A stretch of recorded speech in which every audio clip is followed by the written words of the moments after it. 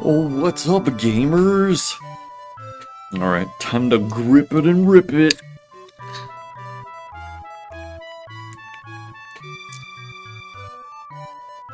Yep, it's gamer time. Alright. If there's anyone watching who has never seen a game roulette before, the idea is I have a backlog of over 500 games. And in order to work my way through that backlog, I decided I would spin a wheel and try games out at random for about 45 minutes to see how I like them. Oh, I need to get some things off the screen here. Hold on, let me get some things off the screen here. Alright.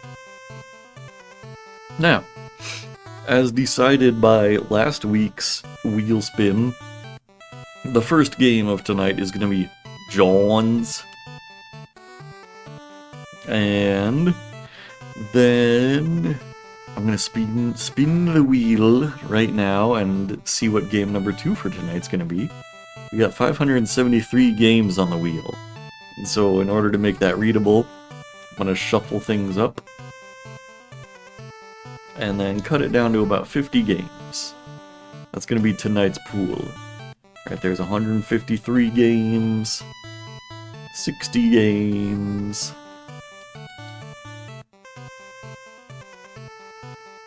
and then here's 50 games, but I'm also going to cut about 5 more of them out and spin a retro game for a little more variety. The Senator is here! It's him! The legend. Alright. There we go. Oh shit, and Kiten Vale is also here, the other legend. Alright. Here's the 50 game pool for tonight. So what do you guys hope I'm going to land on after John's? I hope we are gonna land on Janitori. That sounds like a cool game to me.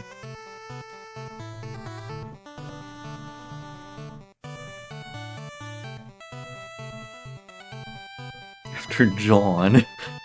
There's one name that usually comes next. I'll kill you. I'm just gonna spin it now. Mouthwashing, okay. I've heard great things about mouthwashing. That one's probably very cool. Oh. Oh, wait. Oh, shit. We landed on the one game I named. Holy shit. What are the odds? There's like 2% odds of that happening. Alright. Well then. Let me go ahead and put that on the list. You're rigging the wheel against Madden. Once again. Oh. Yeah, I think the running theme connecting all of the games for tonight is going to be, every game title is going to start with J. It seems obvious at this point. Alright, now, if I remember right, I downloaded and extracted John's before tonight, so just find that one real quick.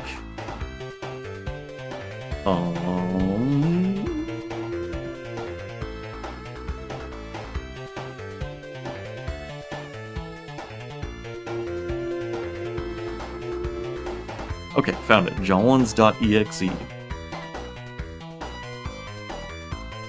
Let me stop the Sonic 2 music. Let me get it up on screen. My madanists will rule the day. Oh.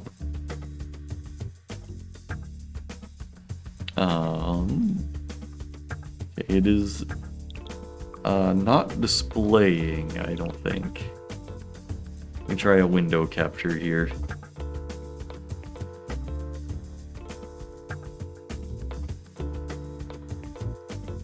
There. Oh, why is it like so off-centered? Why is it like this? I think this might be a game that is optimized for fucking telephones.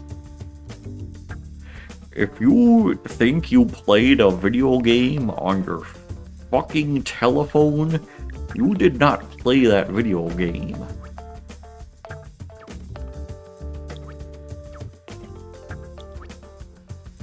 Okay. Higher Johns can attack lower Johns in their line of sight. Attack.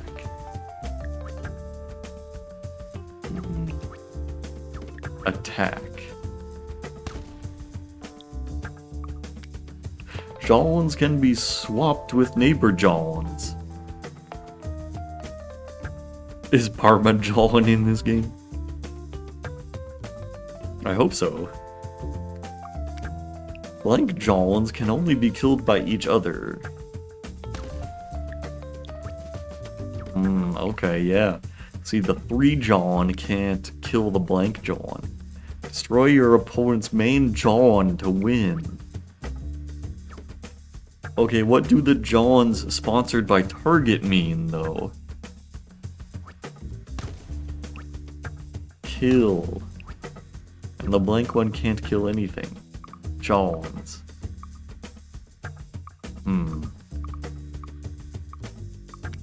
Practice. Play the classic John. Oh, Lord. Oh my god.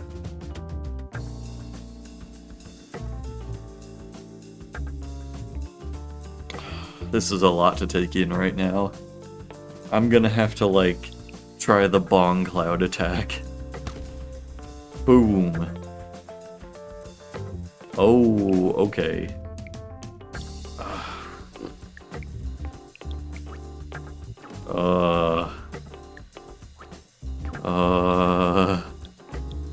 Okay, this one.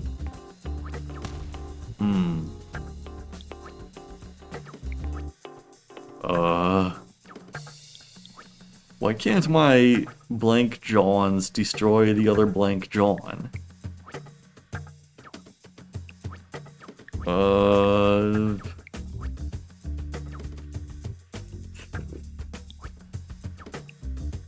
This sucks. Here's a 3. There. Already fucked. Damn it. I played the Frenchman's cum sock. The classic blunder. There is no way to recover from this. Oh no, he's using the Hungarian somersault. What am I gonna do now? There is no play against that gambit.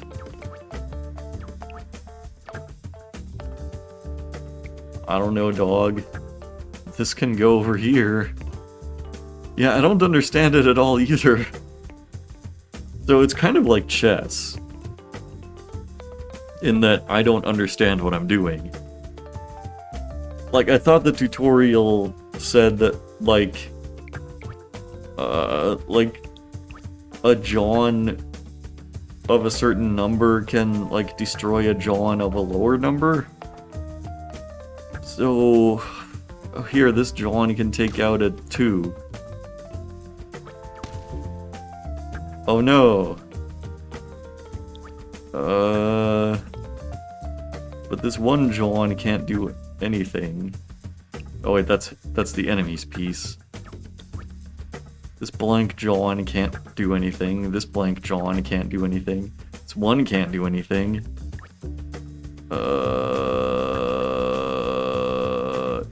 2 can destroy 1.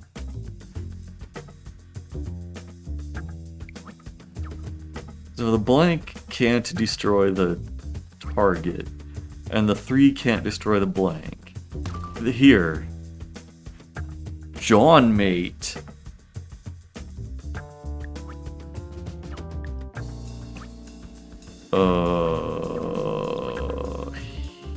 Here. Yeah, it was just John. I've got him in John right now. This is the scholar's John that he's just played himself into. What, you can move that many different directions? Got him right where I John him. Take out the 2. Oh, they canceled each other out, of course. All according to Keikaku. Yeah. Bro? Where the John do you think you... I win. All according to John. Red wins.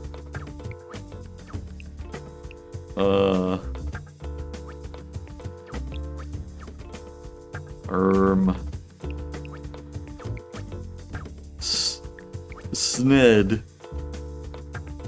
Yeah, you've never seen John on this level.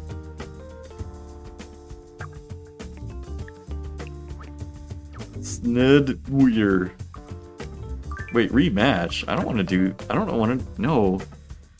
a rematch. Do something else. Stupid game, be more fun. Random John distribution. I lose? Fuck.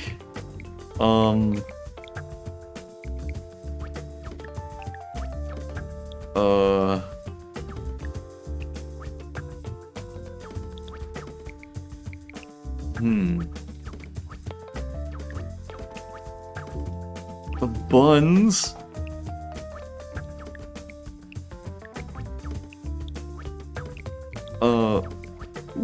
Wheel. Buns wheel.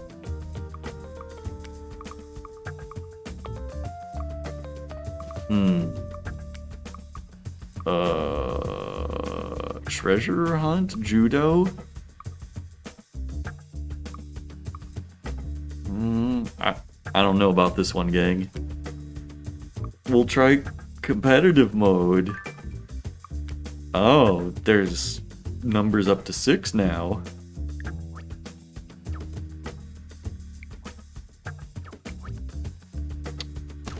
How about that, John? Why did you redeem 5 more minutes? I'll fucking kill you.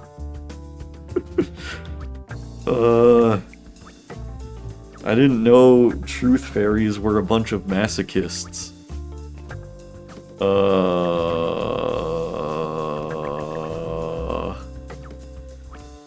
See you, John, that one. Oh shit, they've got a 4 John. Well, what if I put a 1 over here? Sneaky little 1. Put him in John. What if I do this now? Oh yeah, you think you're clever? I'm gonna put my 1 right there. I feel like I can get the AI stuck in an infinite loop if I just keep doing this.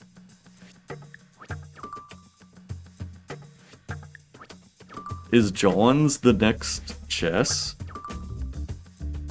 Setting myself up for stale John. I could sit here and do this for 50 minutes now, since somebody redeemed 5 more minutes. That's what it's gonna be. I'm gonna sit here and do this for 50 minutes.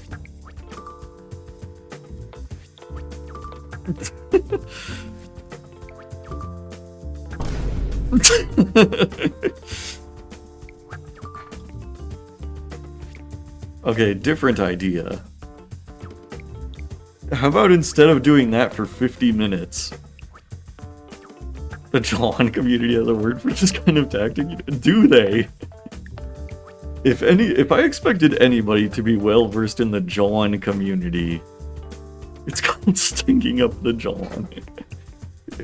I think, yeah, if anybody knows their way around a Jawn, I think it's the Senator race car bed. Oh, what about this? Fuck! Okay. You think you're so jaundiced?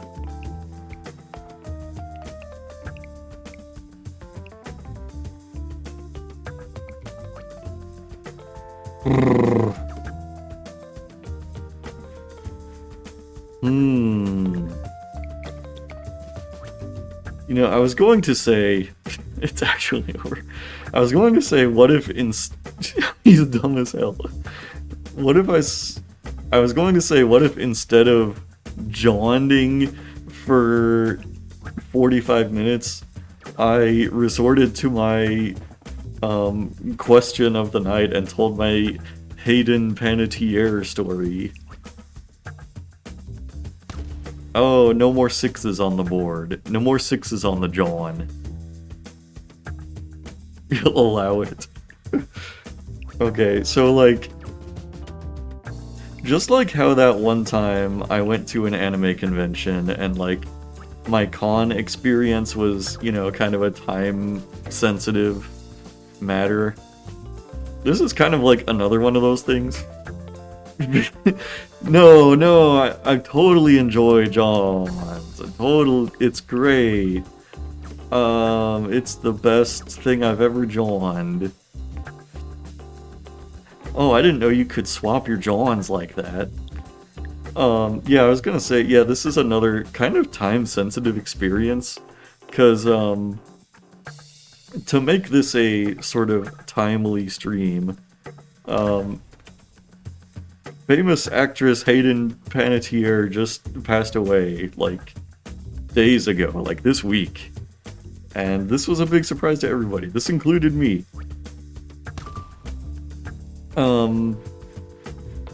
Because I encountered her personally for the first time earlier this year. It was in like May. It was like 3 months ago.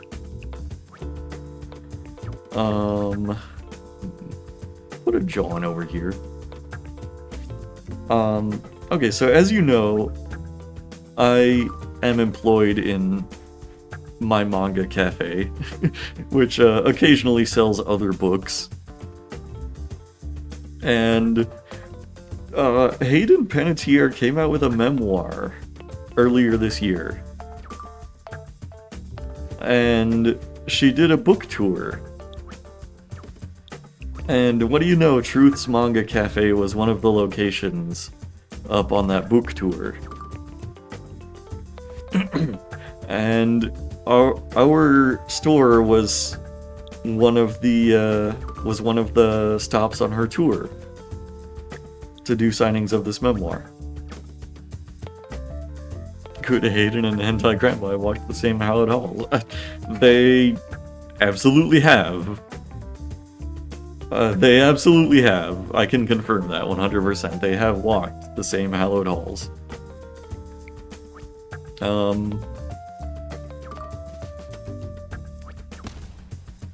Anyway, so she had scheduled a book signing at our location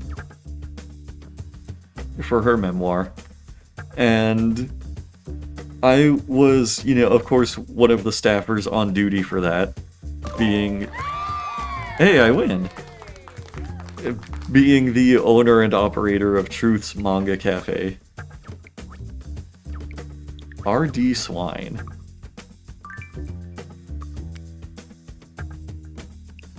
I don't want to do this mode anymore. Give me a different mode. Give me a different game mode. Fucking... No. Fuck. Where's like Treasure Hunt or whatever? Fucking... Surrender. I don't care. Oh no. This game has kind of a bad reputation. What the fuck is this? What the fuck is this? Treasure Hunt, sure.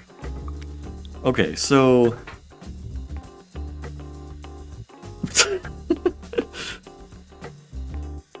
The jaundice. God. I already invented that pun, like, minutes ago. Okay, so this book signing. Alright, so before it even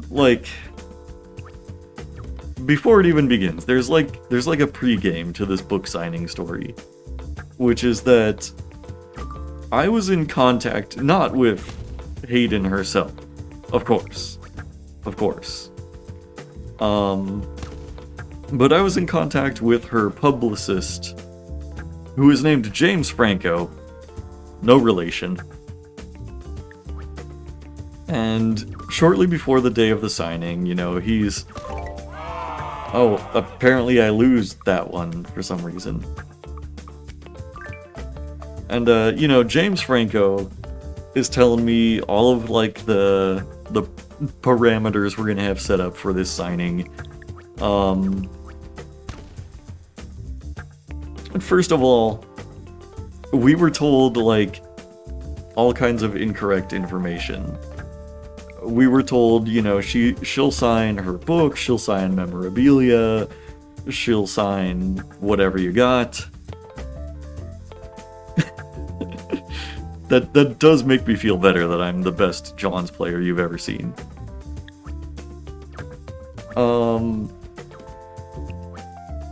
Yeah, so we were told she wants to have an electric fan on her table where she's going to be doing the signings. She wants to have bottled water, you know, fairly normal stuff for a book signing. I've been down this road many times. She's going to have a bodyguard there. She's going to have this guy with an attack dog, which is a fucking Belgian Malinois, or whatever it's called, a Malinois, perhaps. And he's a veteran, by the way. Not the bodyguard, but the dog. They've made that distinction very clear multiple times, that the dog is a veteran. This was important for the book signing. I was very glad knowing that the dog was a veteran. Oh no, this guy's all up in my Johns. Oh, I lose because of that one piece being taken.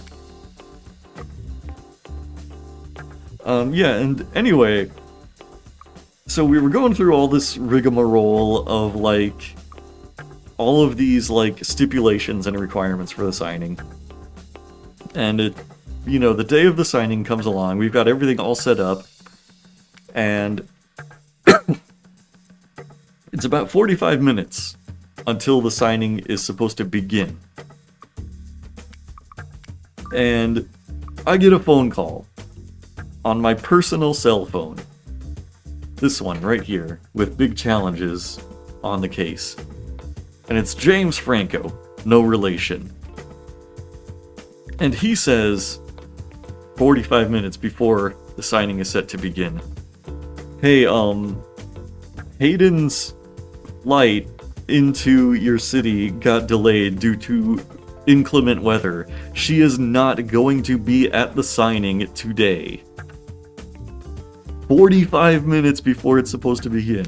And mind you, we have had people lining up in Truth's Manga Cafe for like hours.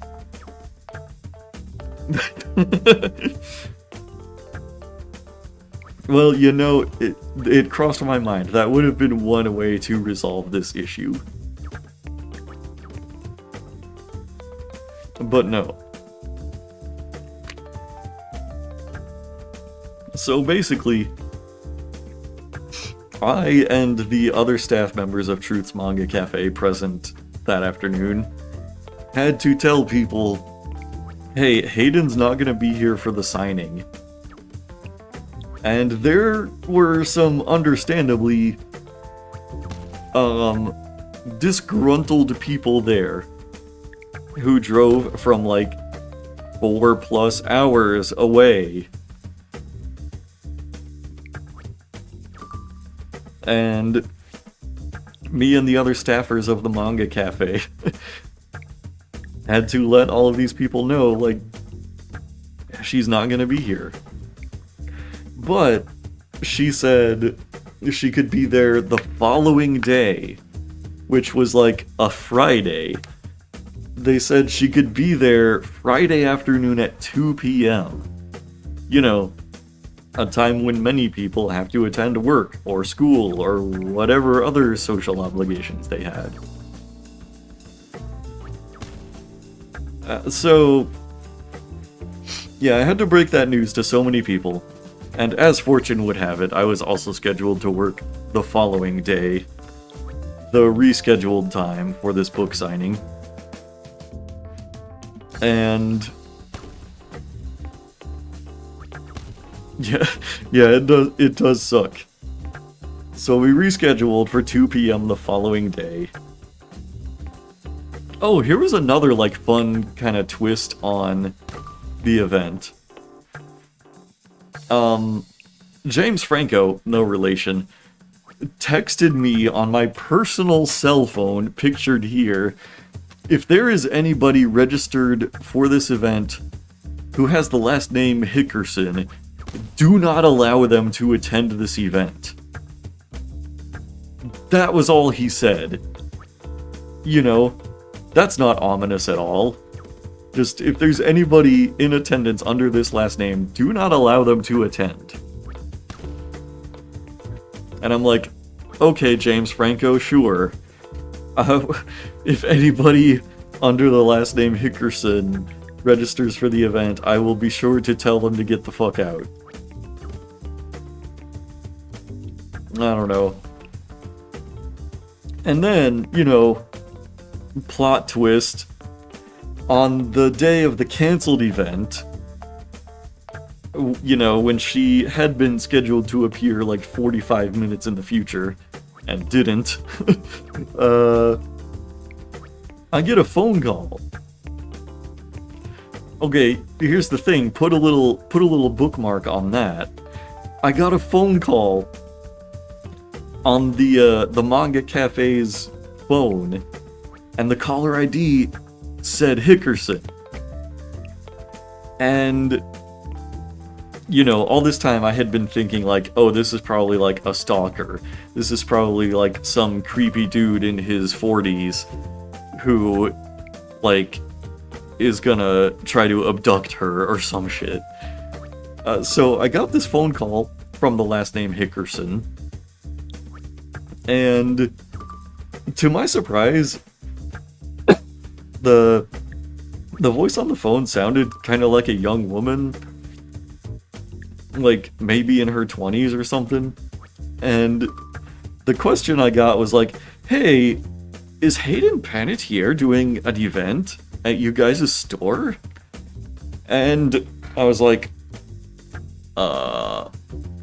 well, she was going to, but that event got canceled due to inclement weather. Her flight couldn't make it into town. And Hickerson on the phone was just like, oh, okay, thank you. And, you know, that was that. End of story. But put a bookmark in that. So, the day of the event rolls around, you know, the following day at 2 p.m. Actually, hold on. Let's back up a little from that. So the day of the cancellation, the original date of the event. Shit, I don't have any 3-piece Johns.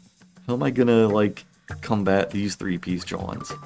The day of the event, like, you know, I'm breaking the news.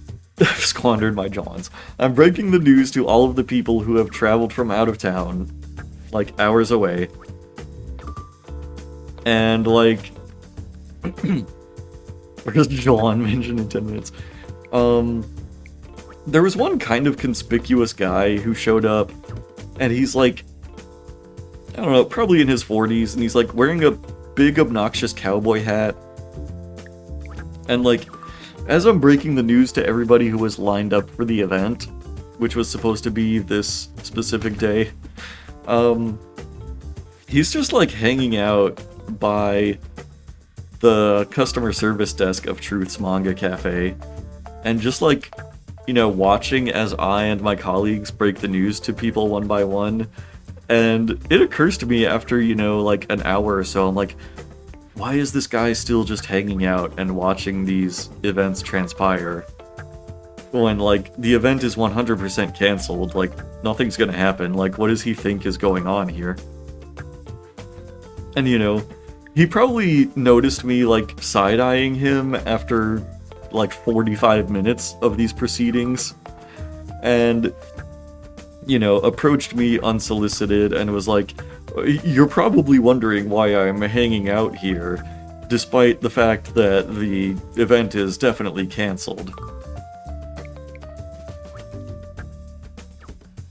And, like, you know, I don't know what I said to him, if anything, but I was thinking, yeah, I am wondering why you are hanging out here all afternoon when the event is definitely not happening.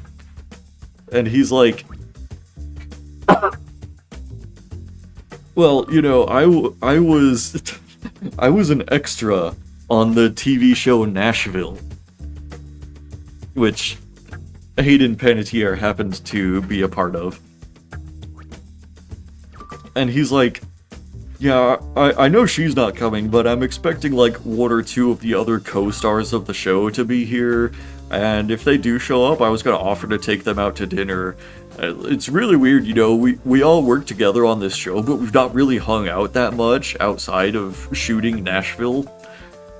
And I was like, oh, okay. And so, anyway, yeah, she didn't show up, and whatever co-star of the show he was expecting to show up also didn't show up. And, eventually he left, because, you know, nothing was happening that day. Okay, so now, I think we can fast forward to the following day. 2 p.m. on a Friday when the event actually happened.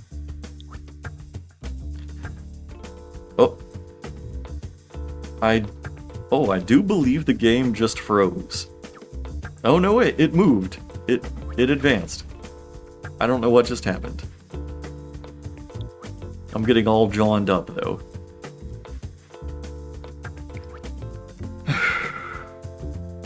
So it's the following day at 2 p.m. and like, to my great surprise, like, probably 90% of the people who were lined up for the event the prior day are still there. And, you know, we've got the whole setup, you know, we've got her little table, we've got James Franco there corralling all the fans. We've got a line all throughout the building of the people who were there for the signing. And, you know, the veteran dog was there, the Belgian Malinois, who I came to find out was named Raptor, which is a really fucking cool name for a dog, I have to say. And like, once the event is beginning, once the line has started, and everybody's lined up throughout the building, only then do we find out she's only gonna sign copies of the recently released book. She's not gonna sign any memorabilia, as was previously stated. So I had to personally, like, go through the line of, like, all these people who were lined up with their memorabilia in hand and tell them, hey, like, she's not gonna sign your Scream posters, she's not gonna sign your Heroes merch, or whatever. And, like, I'm getting, like, close to the end of the line, and, you know, as I'm breaking this news to, like, some old ladies who were in the line, like, near the end, they're like, oh, she's just the worst. I've been to, like, all of her events, and I drive, like, 4+ hours to get to every single one of them, and she's just terrible. She's awful. She'll never do, like, anything for any of the fans. And I'm like, why are you here?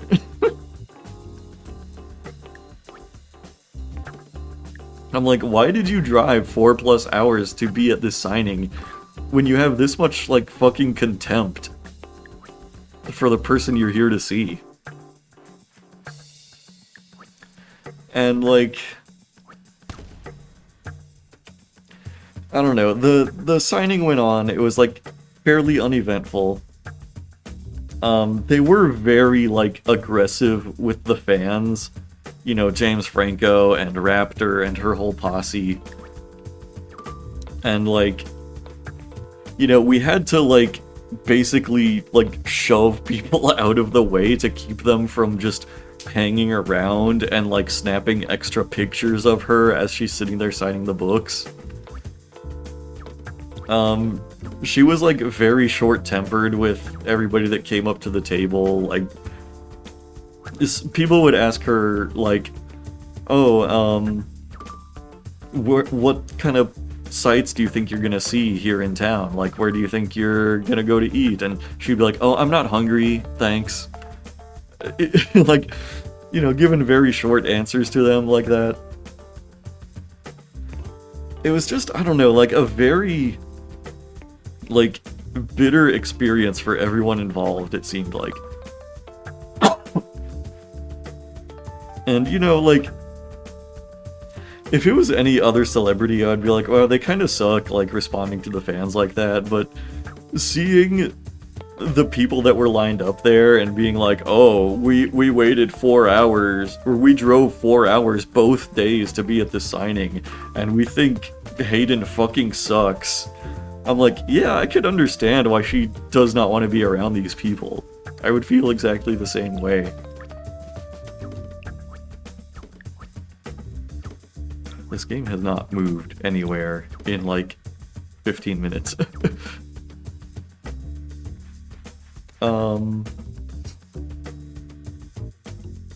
Anyway, so there was, like, another stipulation of the event, which was, like, she was not going to pose for photos at all.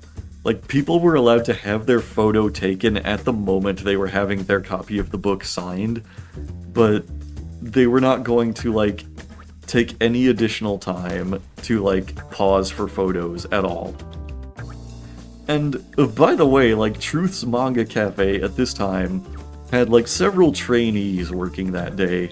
It was, like, their first or second day, and they were being, like, they were being told, like, hey, you're the photographer for this celebrity signing event. So, like, take pictures of everybody as they're going through the line, you know, with each of their individual cell phones.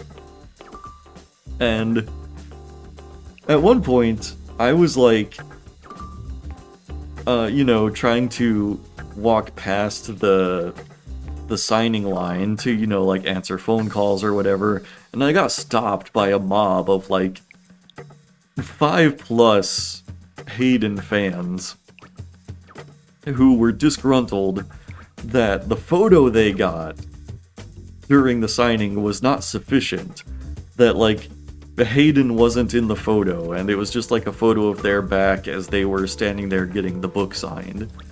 And they wanted to go through the line again to get additional photos taken.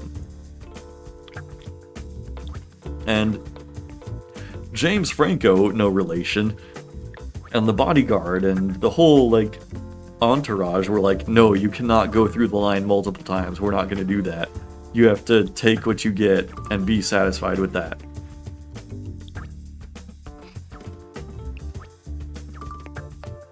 And so,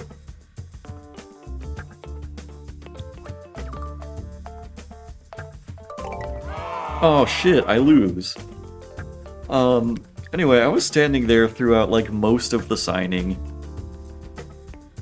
Play a quick game of Johns with me? Will you really? Okay.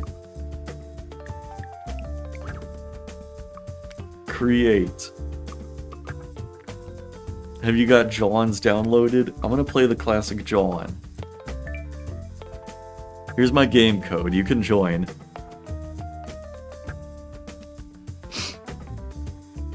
So, anyway, as the signing is going on, I'm becoming like aware, you know, as we're being forced to like keep people from lingering and trying to take additional photos, there's these like two older women standing there with the entourage, and like I become aware of them like kind of talking under their breath betwixt each other about the people who are in the line, and just like talking about how shitty everybody looks.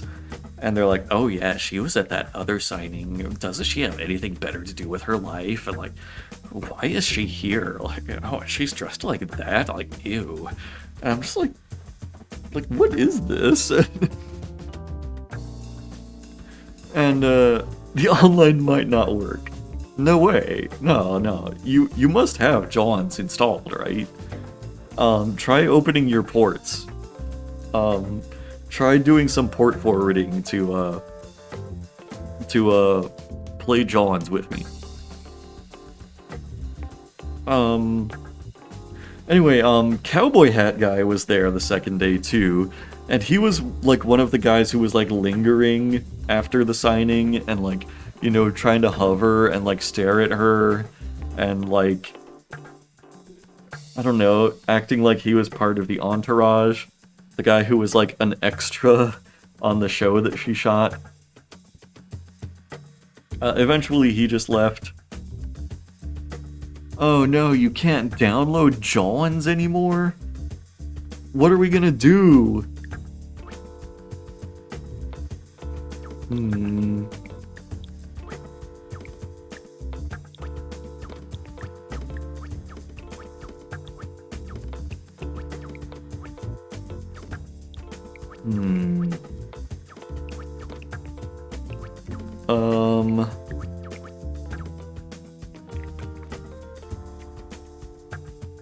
But yeah, I observed so much, like, weird shit during that signing. Like, for sure, one of the last guys in the line, like, slipped her his phone number and, like, brought a bouquet of flowers and, like, tried to ask her out. And it was just, like, I know this is a dated term by now, but it was super cringe. There's just no better way to describe it. This was not Hickerson. At least I don't think. So, anyway, another thing, she did not sign any of the back stock of her book, which was again one of the stipulations that we thought was going to be the case. We thought she was going to sign back stock of the book, so that we would have like signed copies on hand, but she did not. Now, me being the like customer service expert that I am, we had a few people who like, you know, had to cancel because they were present the first day, but weren't able to make it the second day, so we put their copies on hold and said she would sign those. I brought those copies as well as like 5 additional copies up for her to sign, saying that they were, you know, customer reservations when they actually weren't. Just because I knew we would have some mix-ups and like we should have some extras on hand. And after that was all done, she, like, you know, got up and abruptly left the same way she came, with the whole entourage, with like Raptor in tow and the 2 like angry old ladies. And I noticed as the whole group was like leaving the building through like a clandestine like side exit that people don't normally use, like James Franco, no relation, and the bodyguard with Raptor and the 2 angry old ladies leave with her, and then some like unknown lady, like in her 20s or so, also like tagged along at the back of their group and like stuck close to them and like walked out the same side exit as them. And like I was trying to like signal to the people up ahead that like, hey, I don't know who that is, like she like tagged along and like was not part of their group and was not in the signing line, and I don't know what she's doing here. But I was like sidetracked because like some other patron of Truth's Manga Cafe stopped me to ask me where something in the store was. So I didn't really get to like convey the message to the group there.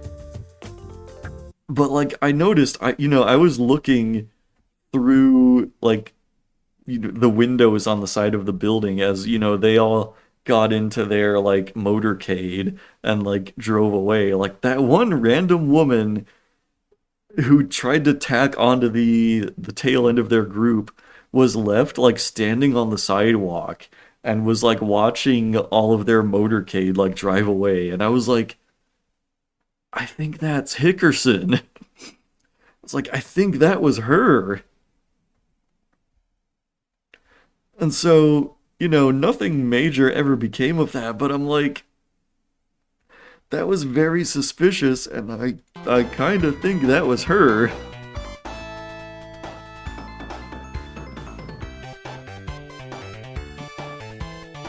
Anyway, that's basically my whole Hayden Panettiere story.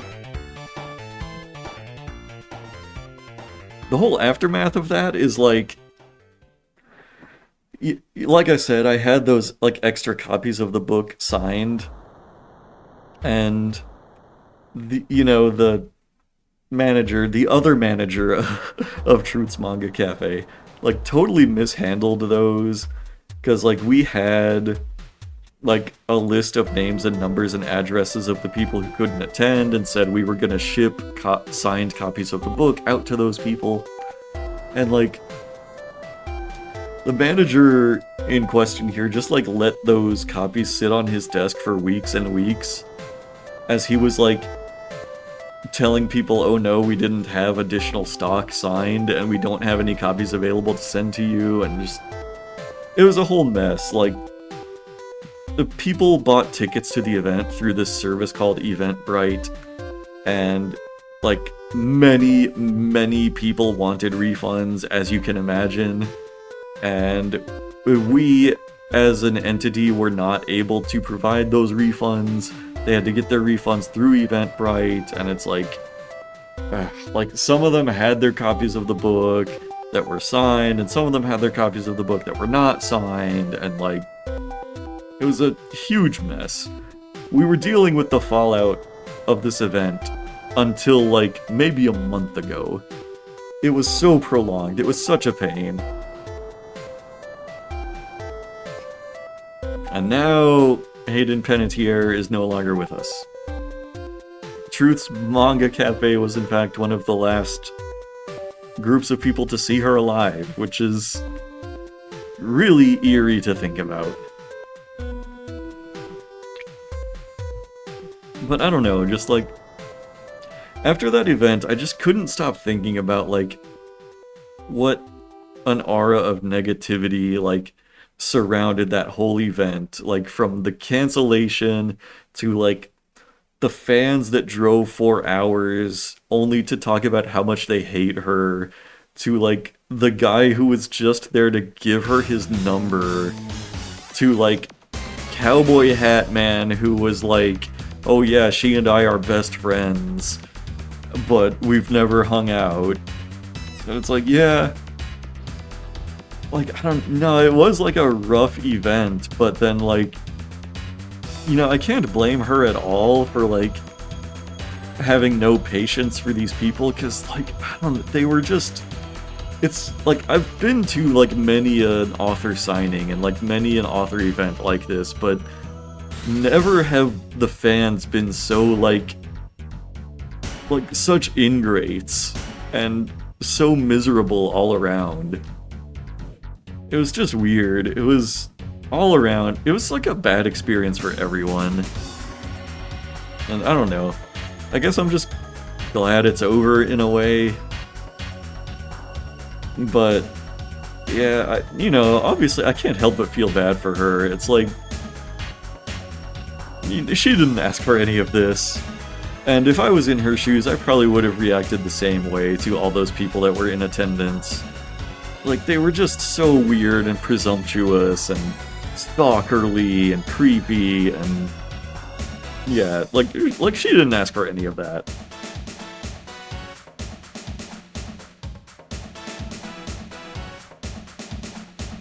Anyway, that's about my entire story. Sorry it took, like, almost an hour to tell it all. I did not even get Janitory installing before the last game, so let me get that going real quick.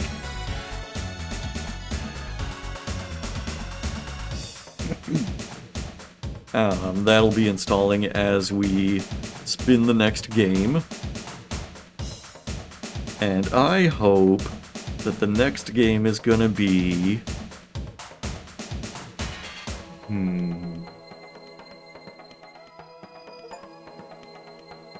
Ooh, Onirism. That's on there. I've wanted to play that for a long time. I hope we land on that. It seems like a really cool game. Rain Whirl might be cool too. Let's see what it's gonna be after Janitory. Oh, it was almost Rain Whirl. But it is actually... Time to Morp.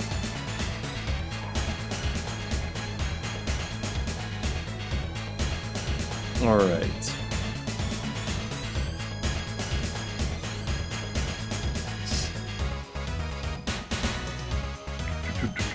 Let's get that added on.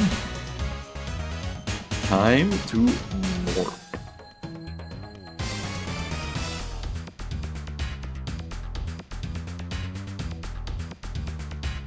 Time to morp. Let's get that installing. And then change my stream info here to Janitory. This has 0 followers on Twitch. We're in for an absolute wild card here. Alright. Press X to morp. Morp! Morp! Morp! Morp!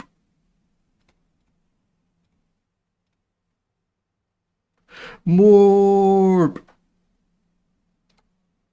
Morp! Morp! Alright, this one's pulling up. Morp!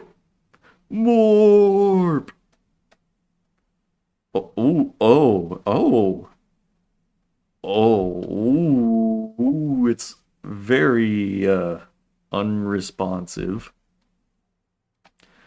We gotta see if there's an invert mouse option. There is not. Yeah, it's one of those. They are not gonna accommodate my handicap. That's the case. Maybe it would be better to play with controller. Okay. Play. Janitory. New item acquired. Okay, so it's not going to display any controller buttons. Main objective, Allosaurus bones, 0 out of 3.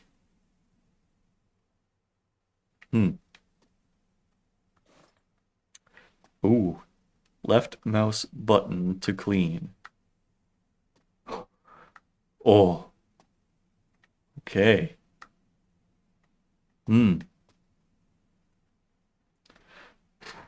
Well,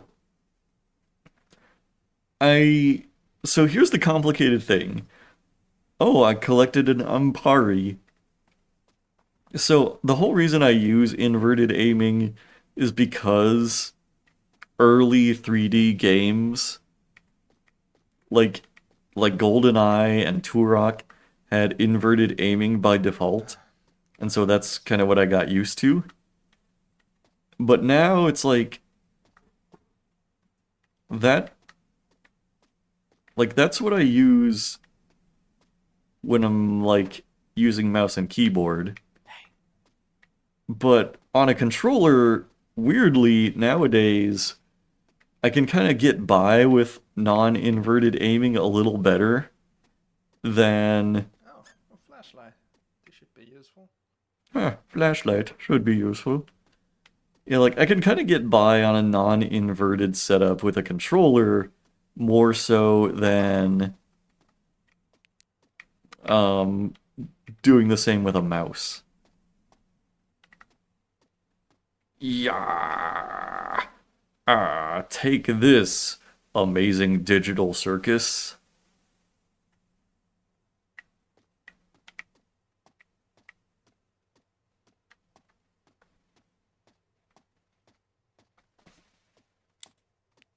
Press F to toggle UV flashlight. Okay. Huh. It said I could press shift to run, but wow, that seems to be L3. Blood?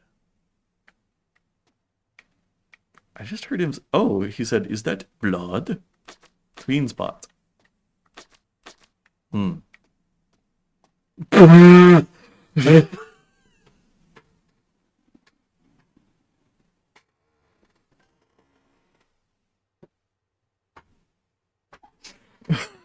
Okay.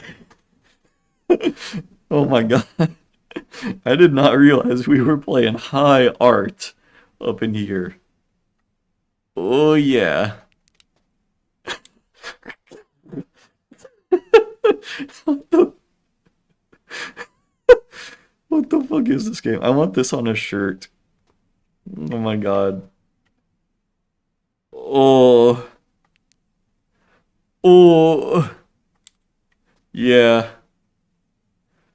Wow. Okay. I feel like I should stop right now because nothing else that happens in this game is going to top that. Blueberry pie. This one is untitled. This is Blue Woman. We got Sad Fella. Yeah. Cheer up, sad fella. We got Anxiety. Guts for Hair. I feel like I'm playing an interactive version of somebody's DeviantArt page right now. Ooh. Pick up a cursed object. Hmm. Okay. Yeah. Huh. Yeah. Boy, this is... The black light is to find stuff to clean. Yeah, probably. We really gaming now. There's a whale. Look at that baleen.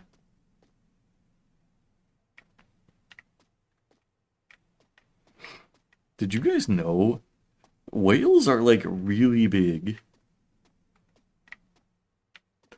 Cursed object. Okay. Saving Private Igor. Okay.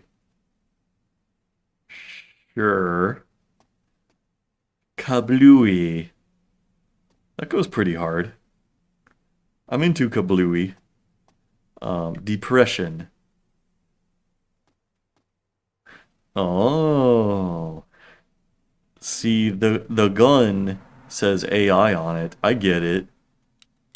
I understand what they were going for. Melted animals. Yeah. It's kind of like an Animorphs book cover. That's pretty cool.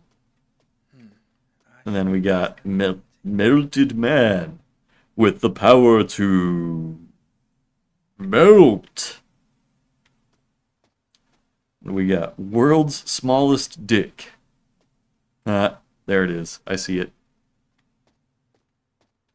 And we got unknown? There. Okay. Neat. Brr, brr, brr. Yeah, so like, I remember when I was a small child in the 90s, um, my parents got this IBM computer, and it came with a CD. It came with numerous CDs, actually, of like various games and programs. One of them was called Kai's Power Goo, and it was basically like kind of a Photoshop-like game slash tool thing where you could, like smear a bunch of photos and pictures in very much this style. You could like load in an image of the Mona Lisa or like a picture of Bill Clinton, as was the style at the time, and just, like smudge them and smear them in various ways. Ah! I just got grabbed by a ghoulie. I must have fainted. But yeah, that tool, Kai's Power Goo, that's kind of what I always think of whenever I see like smudged and smeared images done in Photoshop. Oh, gotta clean the spots.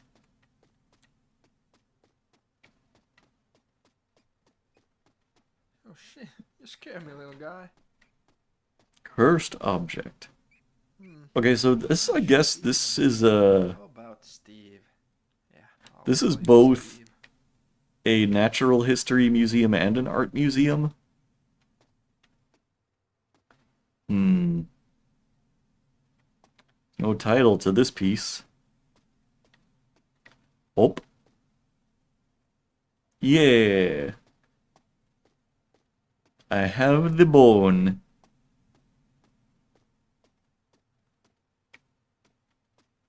Okay. Well, there's another bone.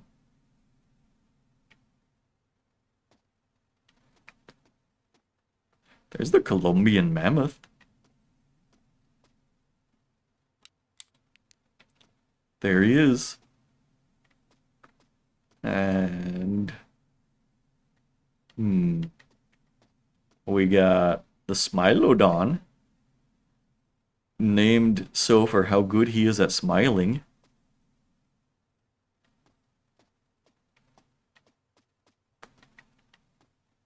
Clean spot. I'm such a good janitory. There's a polar bear. Those guys still exist. They're still around.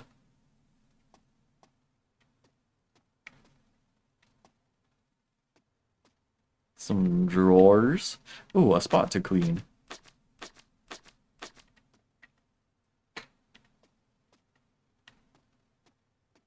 I wonder why I got grabbed by a ghoulie last time.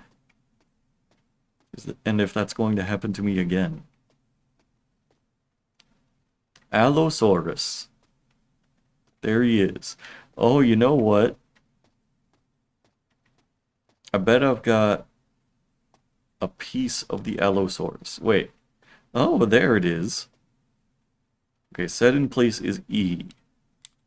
Which fucking button is E? The bumpers, like, move it closer and farther away.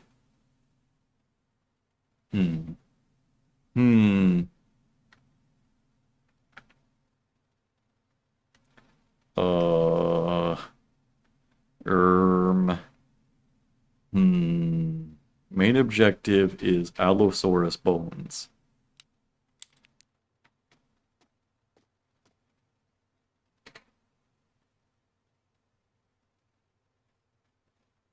Grab my scroll wheel. Well, that's just moving it backwards and forwards. Meow. There you go. Wait. E. It's not doing. There it goes.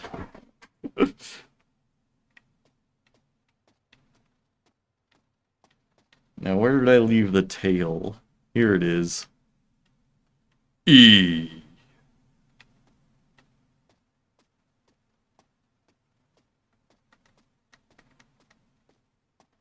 Ooh, I can rotate. Here's the tail.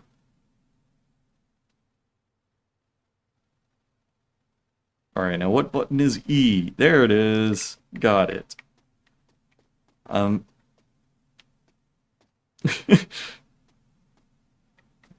Yeah, I don't know why this is the janitor's job. This is a real night at the museum type situation. Ooh. Get on over there. Get on over there.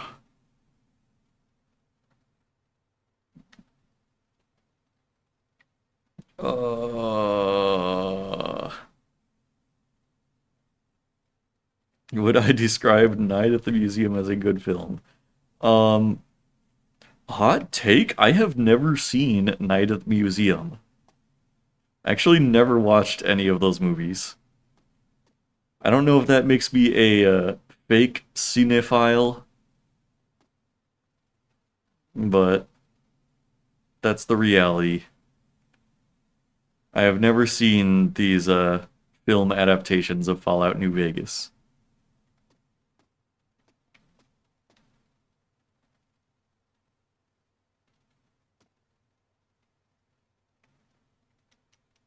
Okay, this is really annoying.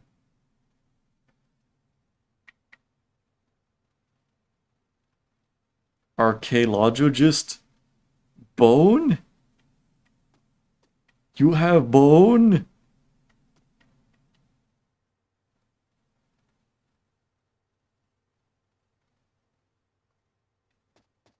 Hmm. This is really frustrating because it's like the way you move the analog stick. Oh, there it is. I was gonna say it's like not intuitive to how the thing actually rotates. Hey, main objective updated. I have a bone to pick with this game. Discover sacrifice altar. Okay. Can't wait to do that.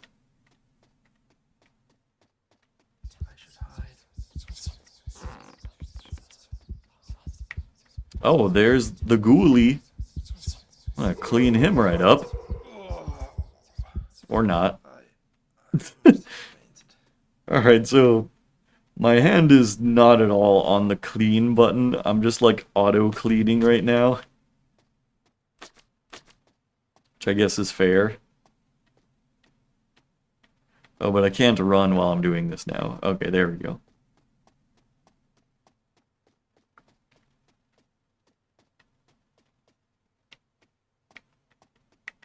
Clean spot.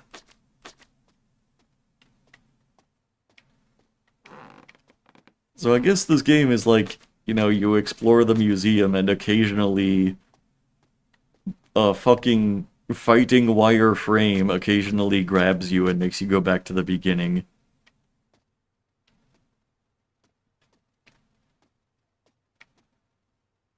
Hmm. Oh. Press Control to activate a stone. Leave area to reset. Uh. Uh. Eh. Hmm. Hmm. Ooh, I gotta get the sword. I've got to study the blade.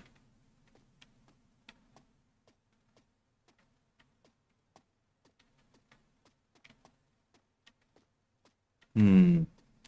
Is there a clue here? I don't think there is.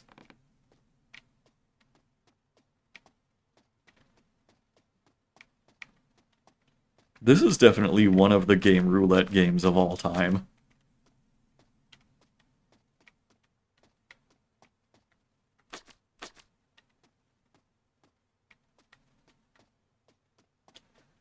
I guess we're in the Japan wing right now of like both art and history.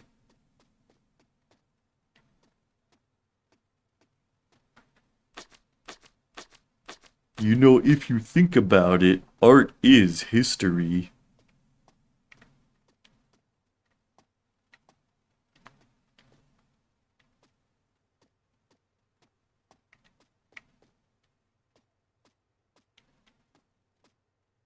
Oh, this one is a golden blade.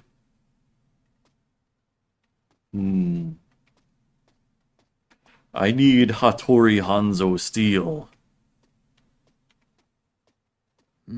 Maybe I could light those. Alright. Senator Race Car Bed, quick! You speak Japanese fluently. How do I solve this puzzle? What does it say?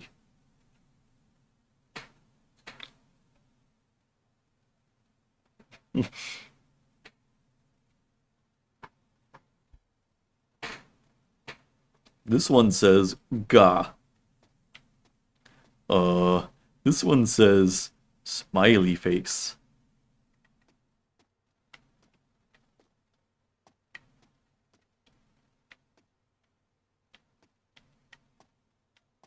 I don't know what button on my controller is supposed to be control.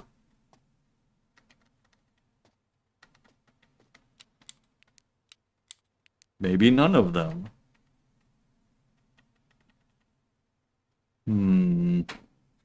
Grab the keyboard real quick.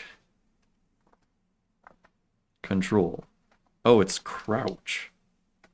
That does not help. Oh. Eh? Am I doing it? Am I gaming?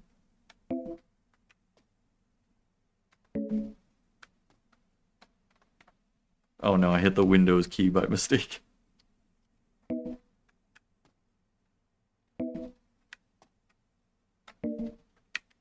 Puzzle solved.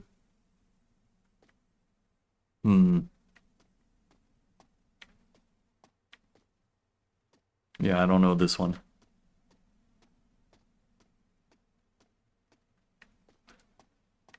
Maybe I can go somewhere else in the museum. Oh, hello? If I find Kratos? certain objects, I could place them here. Maybe that'll help me. Collect cursed objects. Hello, asset flip Kratos. What's he doing here? Is the lighter a cursed object? Lighter.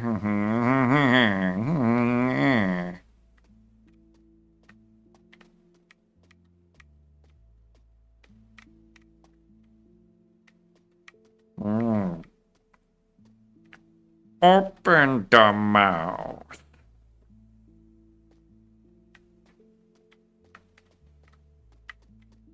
Well, I found one cursed object earlier. Oh, Steve! what? Here's a cursed object. It's a fucking dead rat. Okay. Have the dead rat, Kratos. I think that made him happy. There you go. Here's the paint bucket I picked up earlier, I guess. That's a cursed object.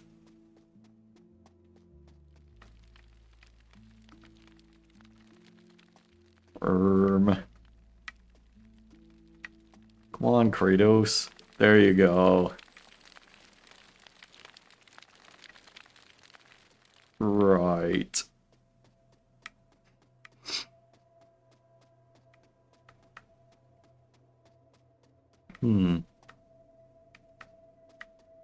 Do you think the sword is one of the cursed objects I have to collect. I'm gonna be in trouble if that is the case. Conspicuous creaking noise.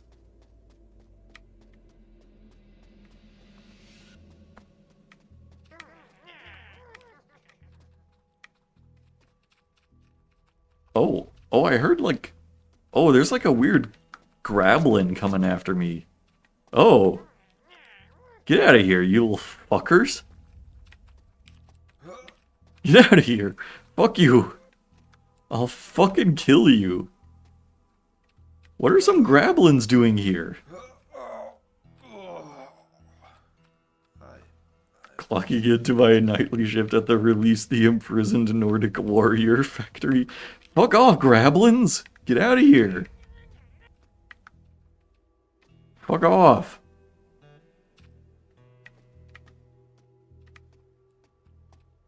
World's first human clone. Fuck off! What are these guys doing here? How do I kill them? God. Oh, look, it's Old Man Yowie. This too shall pass. Fuck off, grablins. Get out of here. Fuck! I don't know how to stop the grablins from killing me.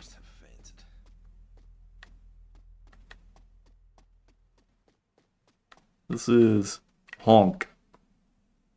Okay. These fucking grablins, go away. Just trying to find cursed objects.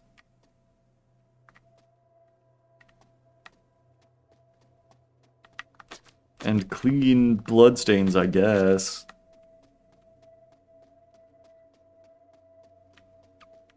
Nothing in here anymore. God, fucking go away! I wonder if my health regenerates.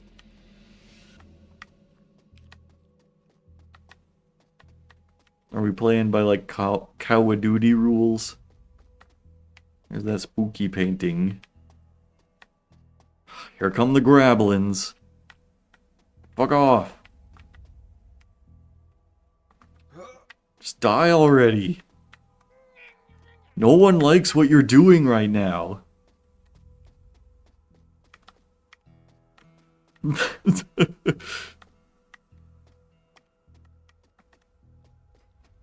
So I don't know, like, if this has ever come up before, or like if I've ever mentioned this, but wait, is that the fucking Disco Elysium right there?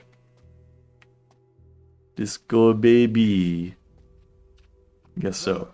Fuck off! The reason, like, grablins became a part of my vocabulary is all because of, like, there was this, like, obscure, like, very little known, made-for-TV animated adaptation of The Hobbit, like, many decades ago. Probably before the Rankin Bass version of The Hobbit. Wager. And for whatever reason, that one specific adaptation of The Hobbit used the term grablins instead of goblins. With, you know, no explanation. They never addressed that. They just wanted you to, like, accept it as a fact that, yeah, grablins are a thing. And I thought that was so funny. So anytime I see a goblin, especially a janky looking one, I call it a grablin. Fuck off. It's on YouTube, like I can probably find that. But, okay. I can probably find that exact, like, animated Hobbit. Okay. Fucking... Get the fuck out! Why is it still after me?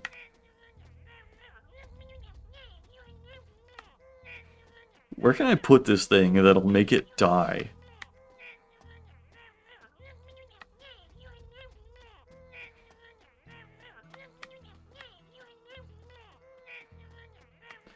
I want to take it to the Japan exhibit and fucking waterboard it. Just die in here, please.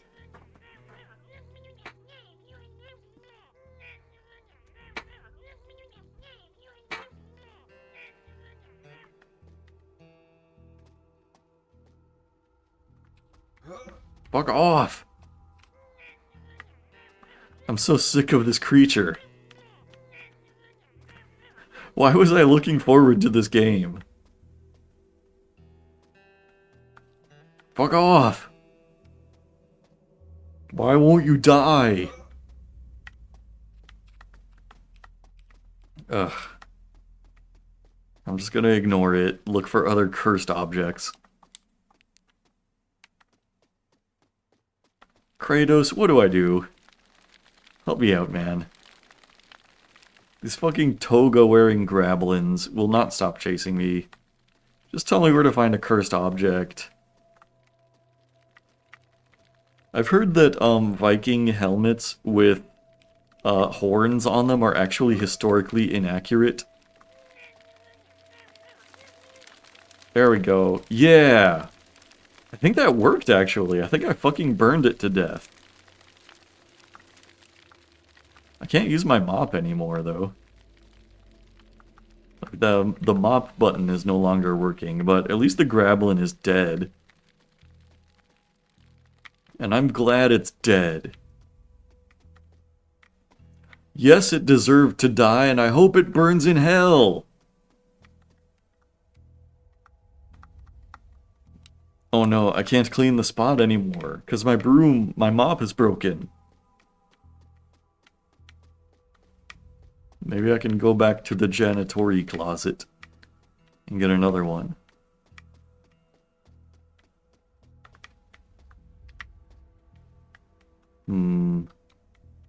Not working. Oh no. I'm not gonna be able to clean up any more spots. Well, as long as I can find cursed objects, it's fine.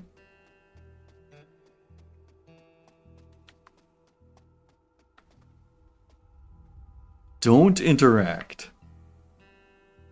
Ancient vase. 1,000,000 euros.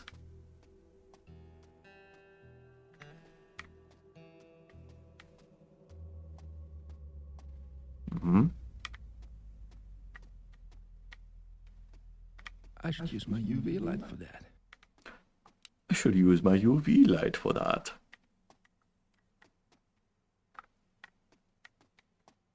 I don't know what he was talking about.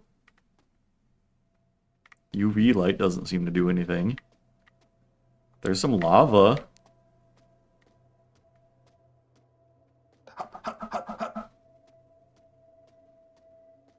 Cool. I have walked across the hot lava.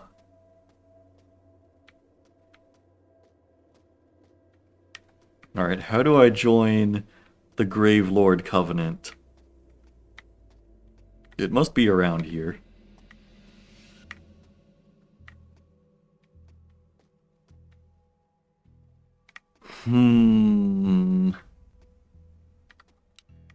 Oh, I do need an Eye of Death. You're right.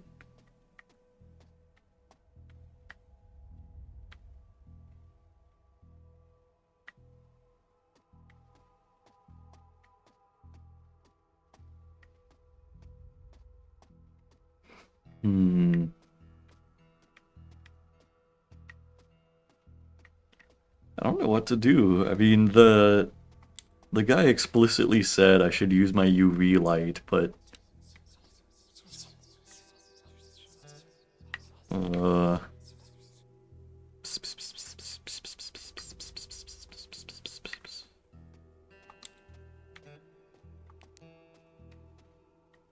I'm gonna interact.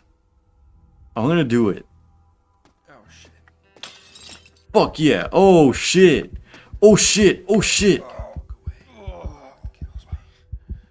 That'll show me. Can I have my mop back? I still don't have the mop even after I died.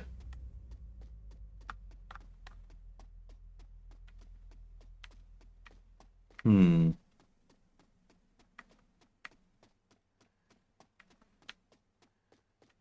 I can't look away. Uh-oh.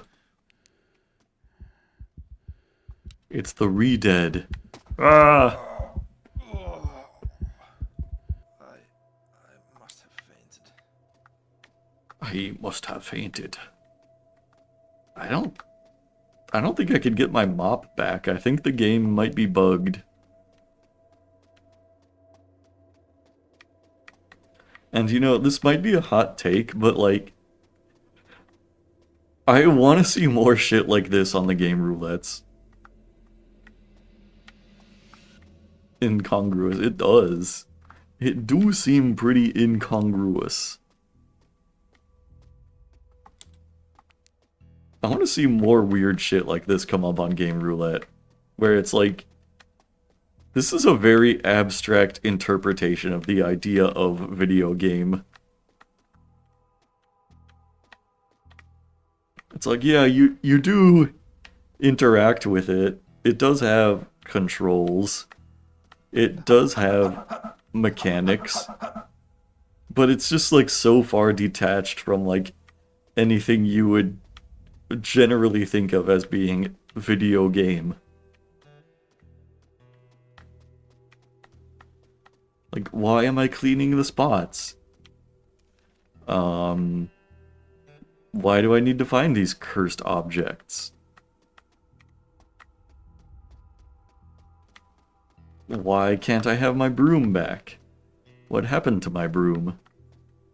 What is Kratos doing here?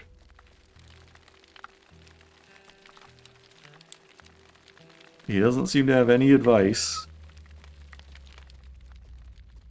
There is a solid chance that I have, like, bugged the entire game and, like, I can no longer progress because, for whatever reason, some glitch removed the broom from my repertoire.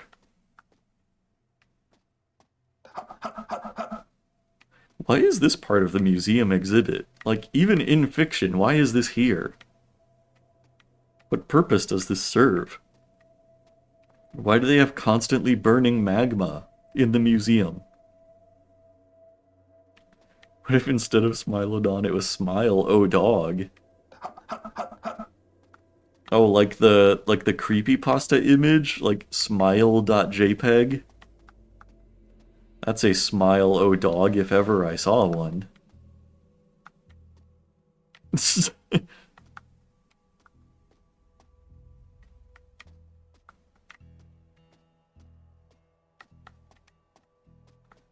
Alright, I'm gonna do like one more loop around the museum, and if I don't find anything new, I'm going to assume that I've somehow accidentally soft-locked the game. Yeah, like I think I'm supposed to still have the mop. Because it's like, I can press the mop button and the controller will vibrate slightly as if I was using the mop, but then there is no mop. I killed all the grablins.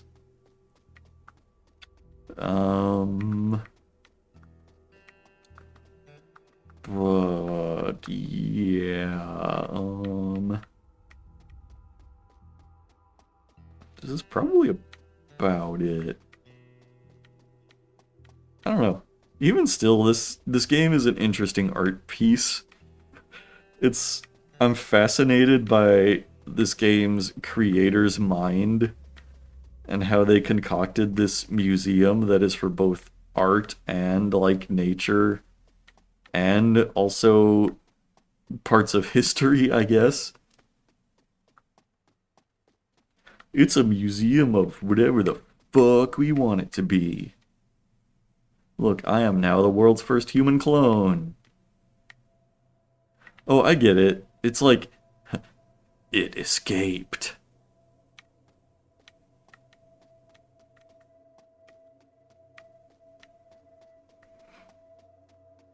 I'll go to the Japan exhibit one more time, but like,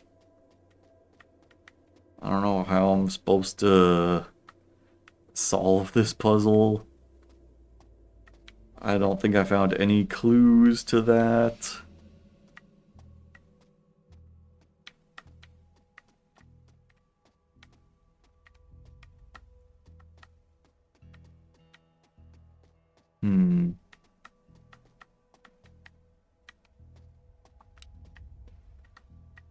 You know, there was the one moment when I was in like the Egypt display and the narrator was like, I should use my UV light here. I still don't know what he meant by that.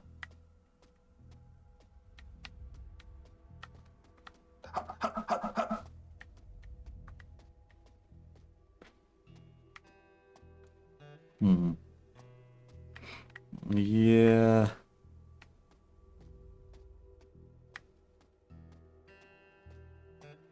I can't see any way to move on from here. I might have to call it on Janitori.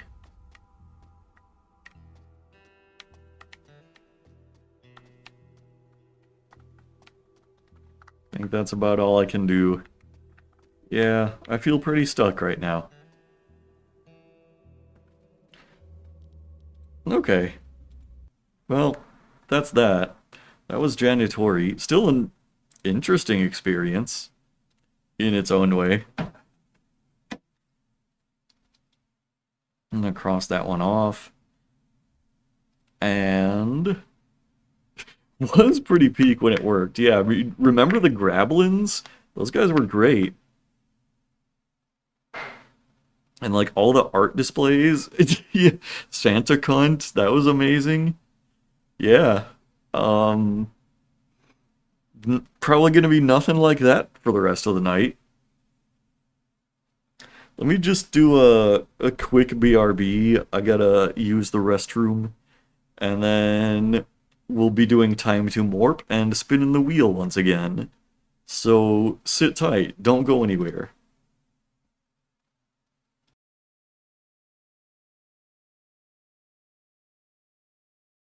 Really, like, soup up the vehicles and shit, like add sports cars and stuff. Oh shit, here comes a car. Alright, I'm going to annihilate it. Yeah, oh no! Perfect. Alright, well that's where that's gonna go. Wonder if some spooky stuff is gonna happen where, like, the lights go out when I walk into a specific room or something like that. Oh, what's all this?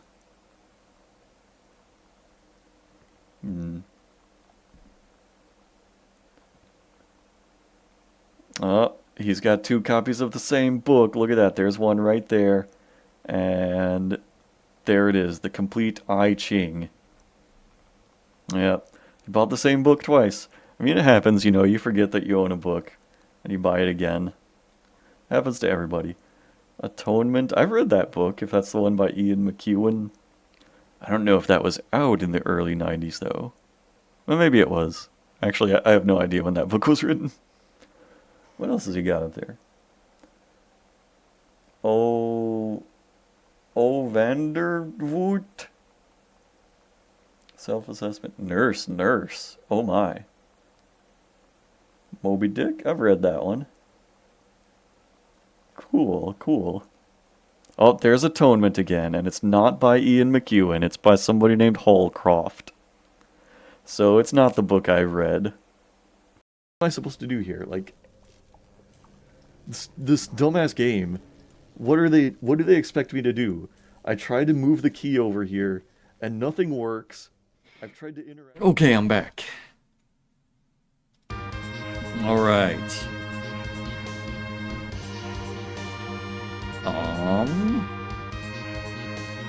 So I've got Time to Morp installed. And I'm going to spin the one more game after that. Let's see, what do I hope it's gonna be?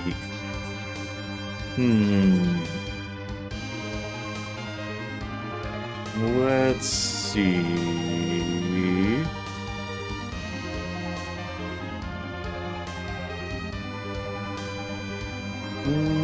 Oh, I hope it's Dogpile. That game looks really cool. Let's go Dogpile.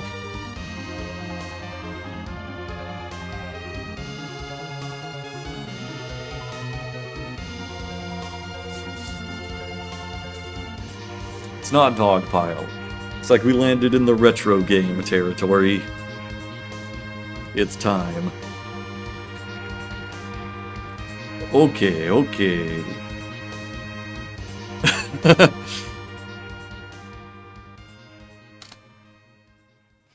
Alright, let's see now. Maybe happening. Oops.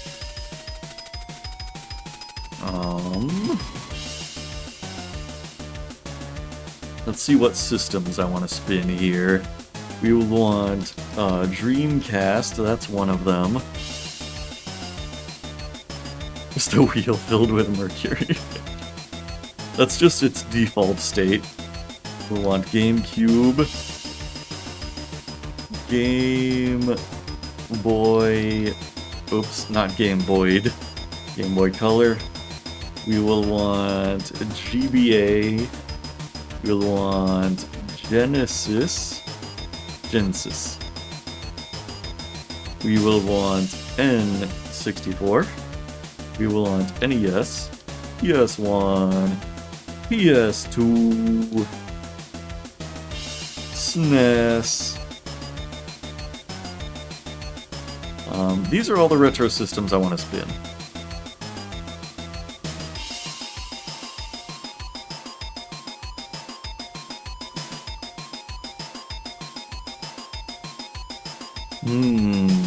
Okay. Looks like it's gonna be a Game Boy game.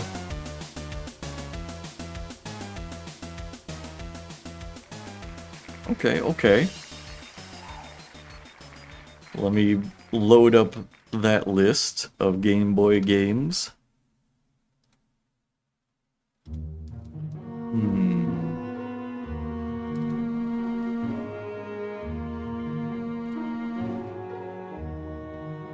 Alright.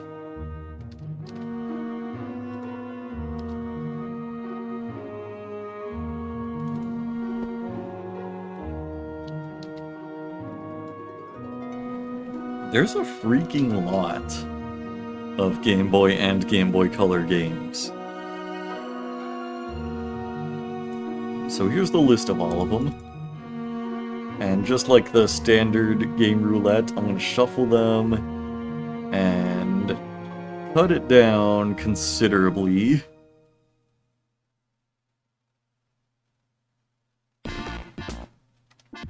Alright, that's 405.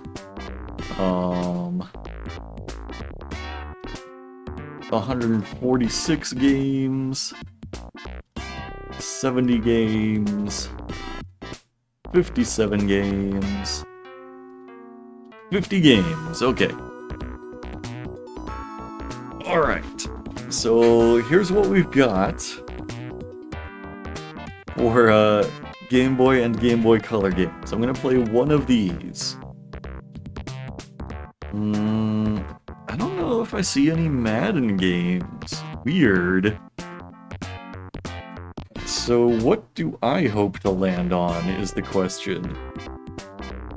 Not Chess Master. Dog,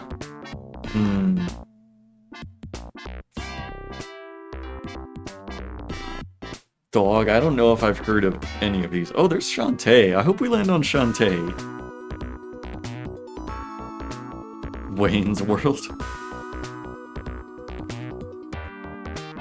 Fun fact, the Wayne's World soundtrack is like one of the first CDs I have a memory of like listening to as a kid. Wayne's World had a very good soundtrack, by the way. Okay, so we landed on Yu-Gi-Oh! Duel Monsters 4, Battle of Great Duelists, Jonochi deck.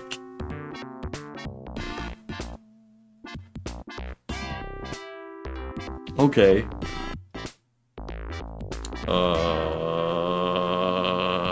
Translators note Jonochi is Joey.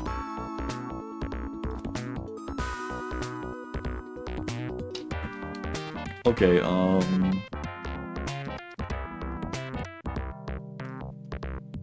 so that, I think, was a Game Boy Color game. And And alright, let's see if I can acquire that. I don't think I have a Game Boy emulator on my PC right now. So we're gonna have to figure that out. Oh my god, there's so many Yu-Gi-Oh games.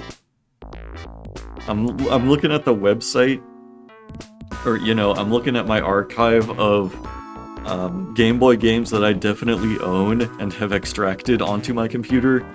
You've got like a fucking Yu-Gi-Oh! Duel Monsters 4 Kampf der Großen Duellanten Joey Deck Early Days Collection.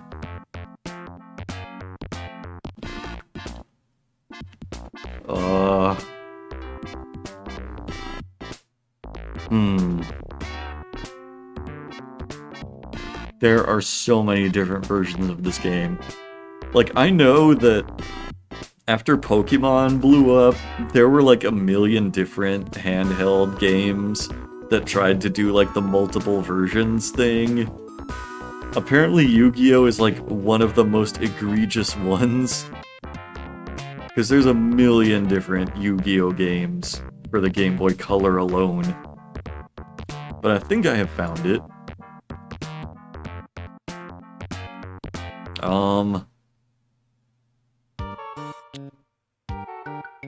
I'm checking if there's like an English equivalent.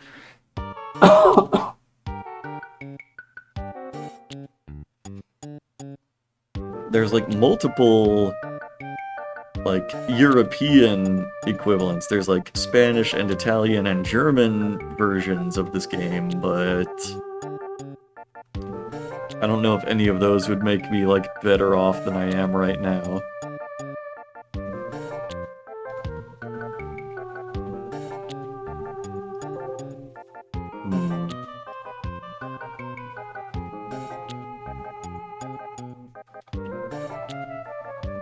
My proficiency with German or Spanish? Okay. I'll download the Spanish Deck de Joey.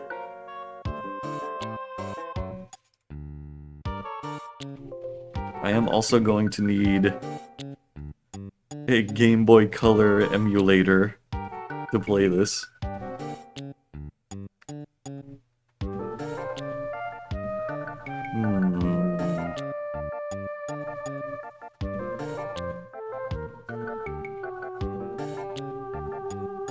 Okay.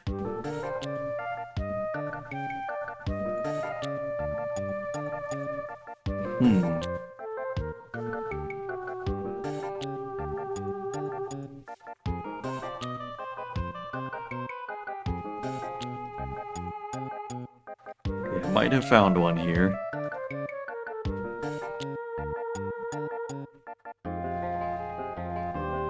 Alright. Oh god, I completely forgot to, like, put this on the list, so now I have to, like, find that title again of what I'm gonna play. Just a minute. I'm just gonna copy and paste it onto the list. The Spanish version. There you go. Yu-Gi-Oh! Duel Monsters 4 Battaglia del Gran Duelista Deck de Joey Early Days Collection. But that's gonna come after Time to Morp, which is now.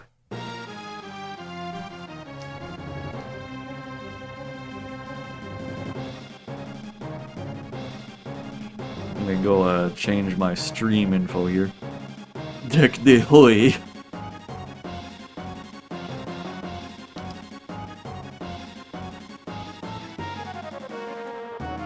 I have changed it to Time to Morp. It's time to morp.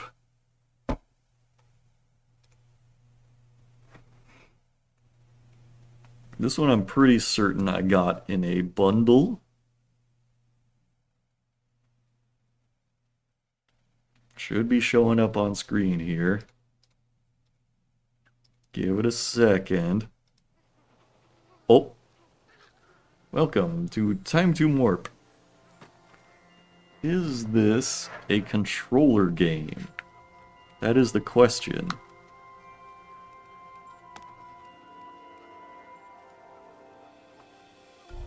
Maybe? I don't know, a new game.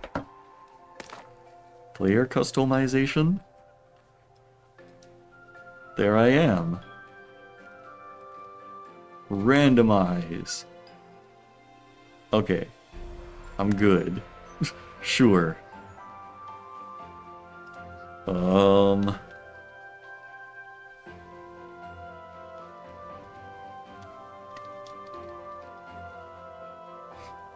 There it is. It is time to morp.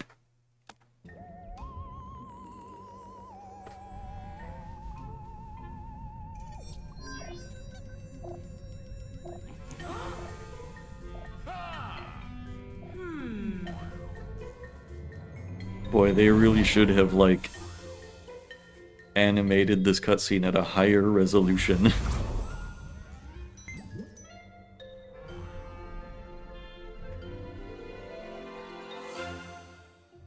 They must not have had, like, an HD monitor. They must have had to, like, animate at 800 by 600.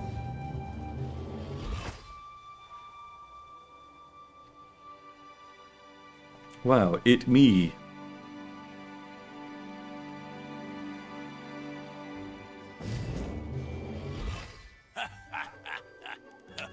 You got banished for roulette-related crimes and only had a few minutes to pack. Which 3 games from previous game roulettes would go in my bindle? Oh god. Only 3 of them? Oh shit.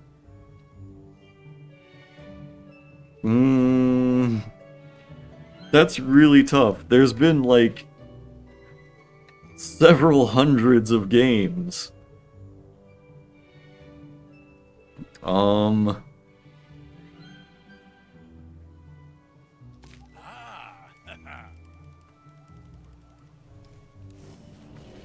me think. Wait, is this one, like... Oh, this is, like, inverted by default. That never happens.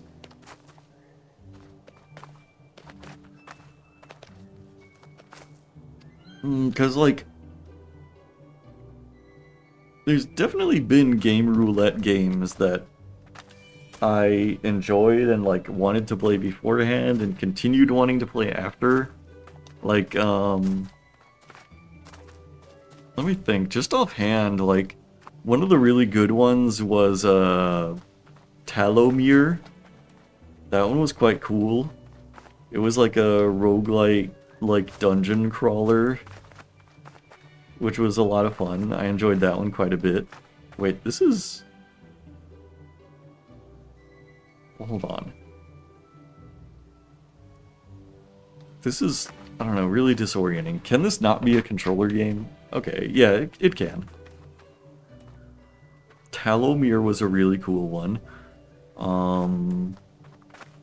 I know this one was very recent, and I was talking about it in the Discord, but, like, Parkasaurus was really cool. I want to play more of that. It was a cool, like, management strategy game.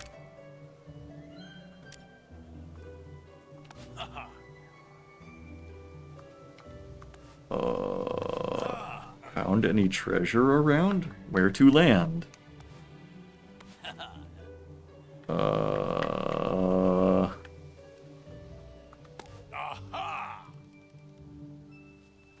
Let me think what else. Out of all the many, many game roulette games, I'm trying to think, you know, like, what has high replayability and what do I want to play again? I mean, I've been playing Greedlands, which was, like, kind of the Vampire Survivors like from a few streams ago. That one's quite good. I mean, it is eventually going to run out of replay value, because, like, after a few more hours, I think I'm going to 100% it. But that one was pretty good. Oh, or maybe, like, Cook Serve Delicious too. I would probably put that in there before I would put Greedlands in there. Because, like, the Cook Serve Delicious games were quite fun.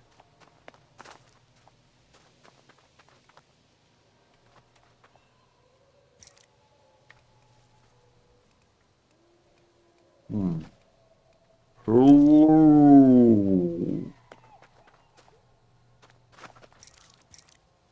Traveler's Guide.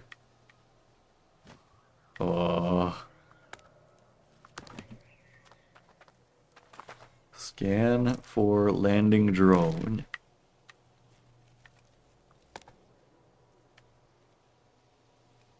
There.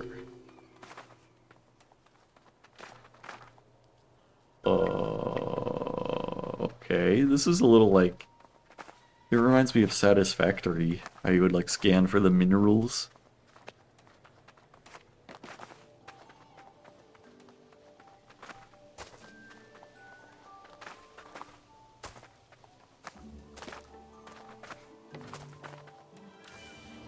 Three copies of Janitory.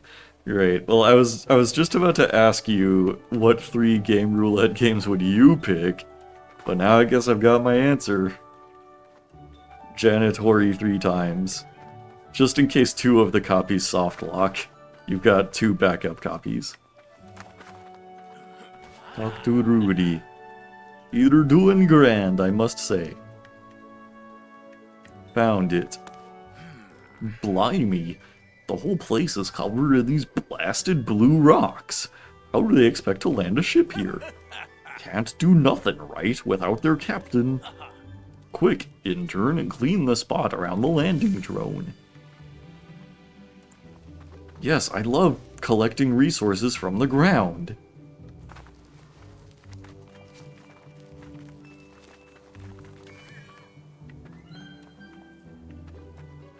Oh, another really cool one was Diaries of a Spaceport Janitor. I played some more of that one after I streamed it. That one, I think, had a lot of replay value. It was quite cool. It was a vibe.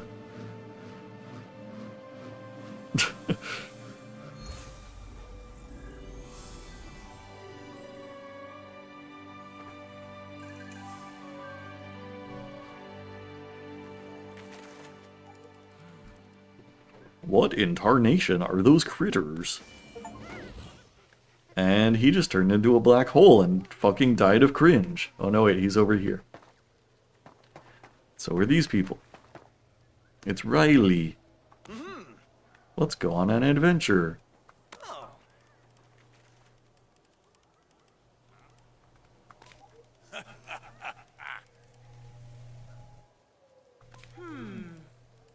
Ooh. You know, on a different night, I would maybe say that this is the jankiest game of the night, hands down. But we had Janitory. I can carry 3 morps at once. Pick up Blanky.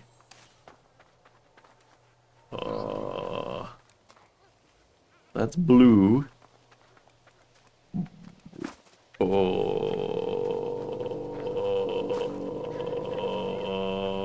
that's a blankie. How do I pick up? Left trigger.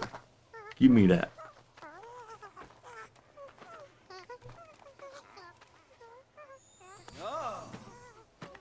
Bring me more. Hey, check this one out.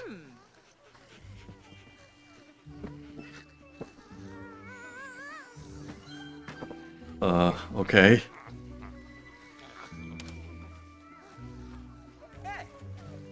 They changed. They morph? And it seems that they're producing resources now. Morph, you say? I'll call them. Cute little buddies. No. Fuck you. Morps. Yeah, morps. Nay, they are fluffy changing pals. We should probably build some safe place for morps.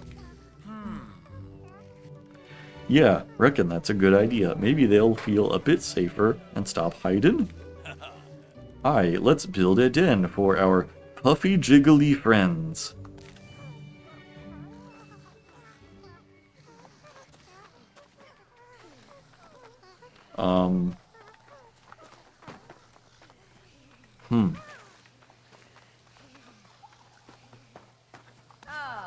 Have you acquired any new resources? Get pickaxe. The signal that we received is degrading rapidly. I can't locate the exact position anymore. But we can build a radar to triangulate the source. Here, take this. I want you to scout the area for any potentially valuable resources. Huh, I can gather proton deposit and rock now. Awesome.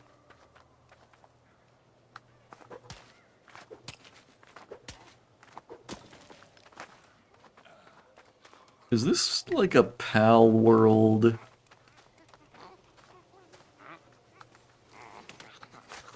at me gathering protons. I think I might be playing PAL world.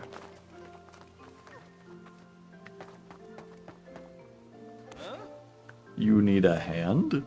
Get axe. Let's chop down these dry trees and open things up a bit. Great. Get shears.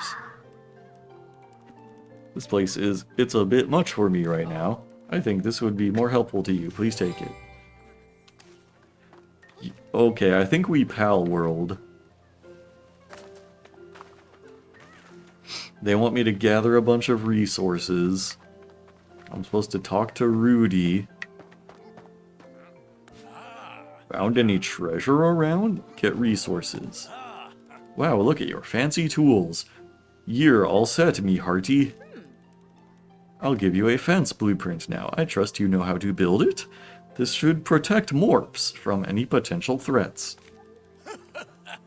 Need a hand gathering supplies or anything? If so, I'll be here to cheer ye on every step o' the way. Ye can do it.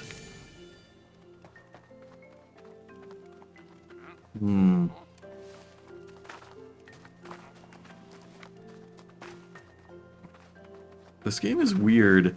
This feels kind of like an Alien's impression of a video game.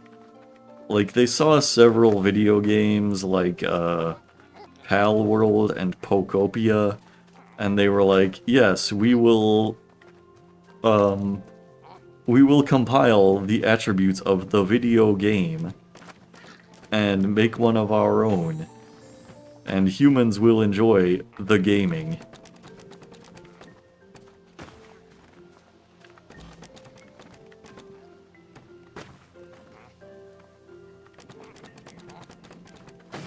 It has resource, and building, and craft. Have blue in fenced area with 3 proton deposit.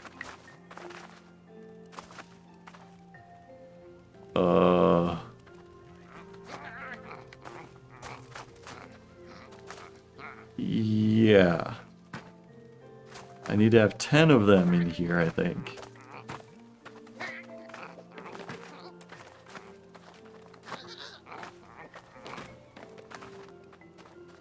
Huh.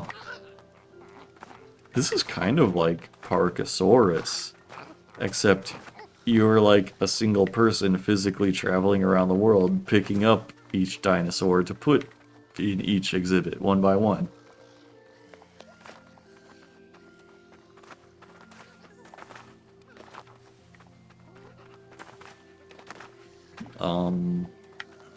Here. I did it! Rudy. You're doing grand, I must say. Happy Morps!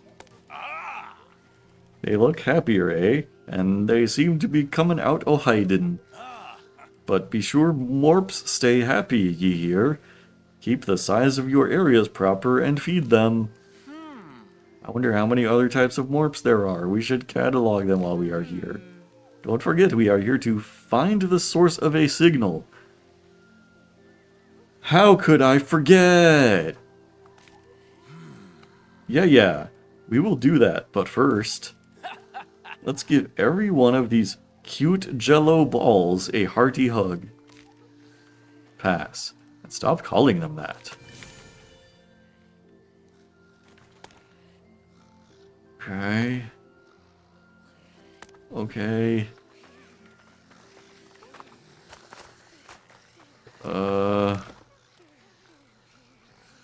Alright. That one's good.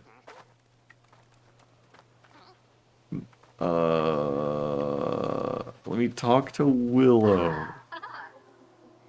Let's grow food. I think we'll be here a while, it seems. Maybe we should start growing some food? I don't understand, like, the narrative of this game at all.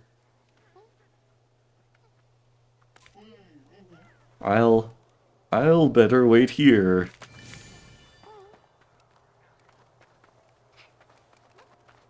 Like, I get it's an open world survival craft, but like, how did we get here? Why did all these people drop down into this like circular building plot? Why does this house look like Evento Areo Mista? Like, why is it wearing Mista's hat? Do I need to feed it some little pepperonis?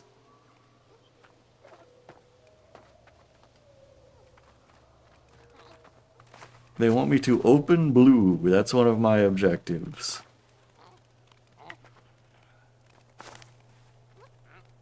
Huh. We'll eat once in the morning.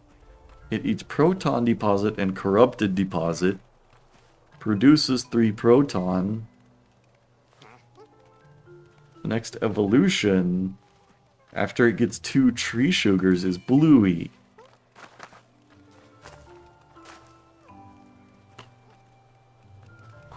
Have chest in fenced area with blue.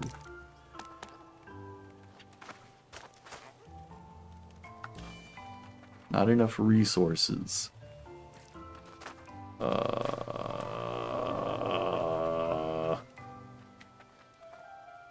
Gather this.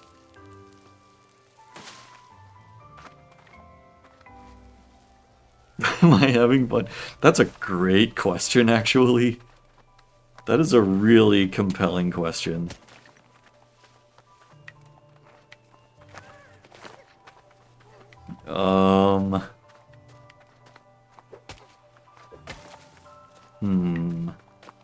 I'm gonna have to think about that one.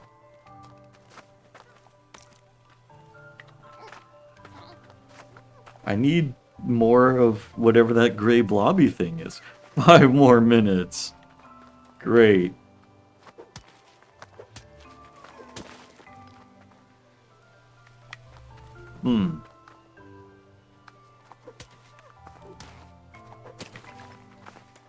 What is the gray blobby thing that I need 20 of? Is it protons? Yeah, I think I needed more protons. Yeah.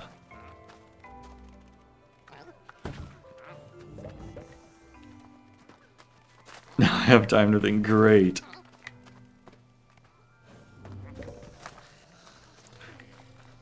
You guys don't happen to, like, come in here and, like, redeem the 5 more minutes reward and then just dip, do you?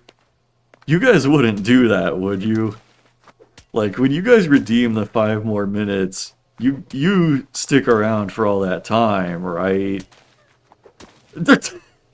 like, like you guys do that because you want to see the game go on 5 minutes longer, right?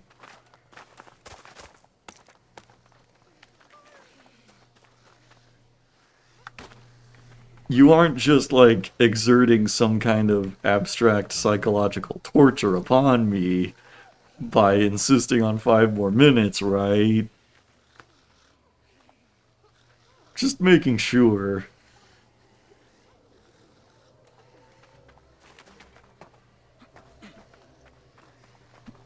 I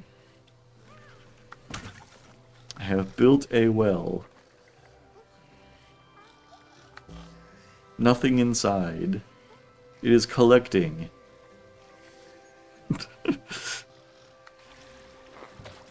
Cool.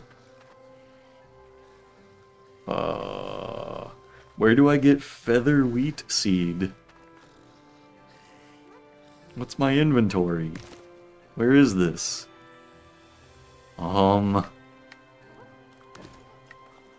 don't have a feather wheat seed. Found any treasure around? Where is Cook? Have you seen our Johnny? He swore he'd teleport down here. Think ye can find him? The hungry bellies be grumbling. Belly of the crew, of course. I can wait.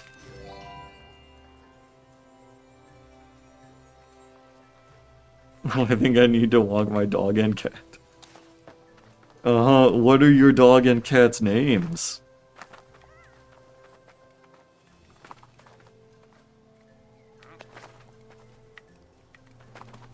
Open Traveler's Guide and scan for Johnny.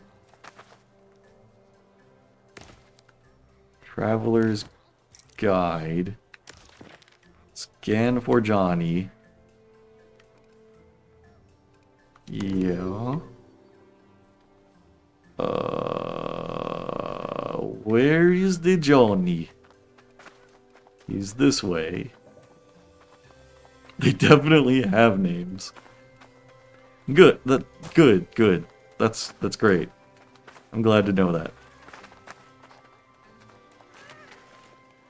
There's an Alti. Looks like Morp will stay in this plane of existence only for several days. Yeah.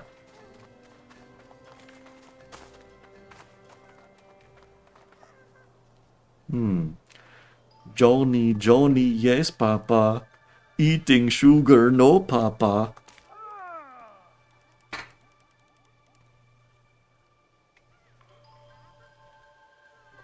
I guess I used wrong coordinates to teleport, haha. Awfully sorry to inconvenience you, but can I ask you for a little favor? Could you bring me water, please? It's getting hot here. I hope that's not too much to ask. I'll be waiting here, thank you. Yes, can I help you? Oh, you have water. Can you pour some inside? I see a crack on top. Much better now. Okay, time to get out. I have a crew to feed.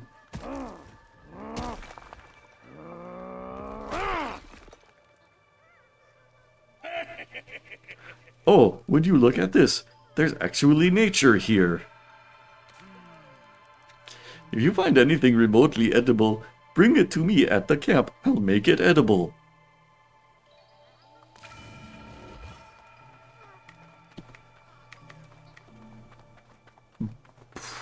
Boy, we are getting several one-of-a-kind games tonight. Can't say I've played anything quite like anything here.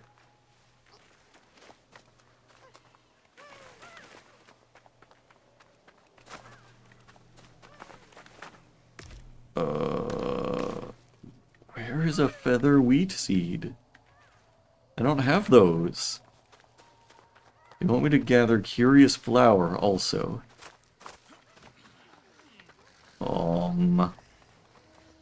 Curious.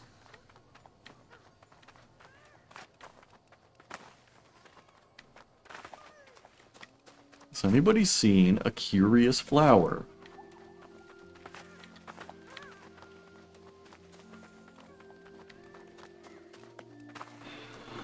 Oh.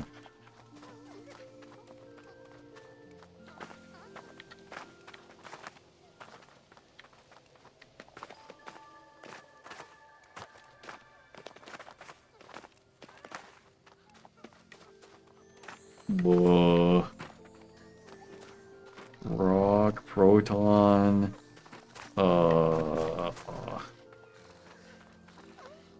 Any curious flowers around here? I'm not finding any.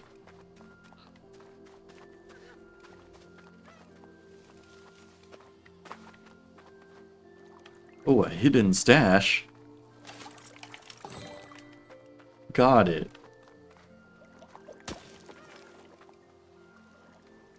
Big rock. Can't collect yet. Here's some electrons. I'll probably need electrons at some point.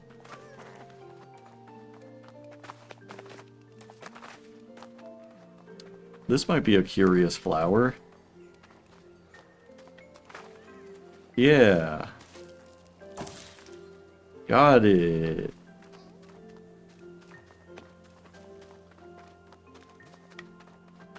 Time to morph.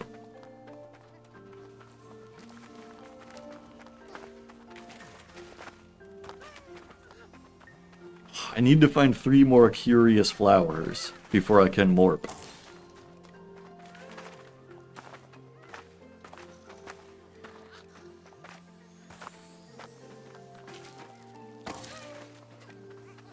Alright, 1 more curious flower. There's one. That's a rock.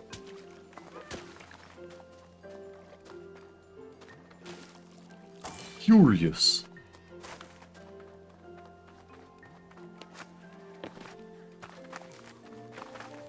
Okay, okay.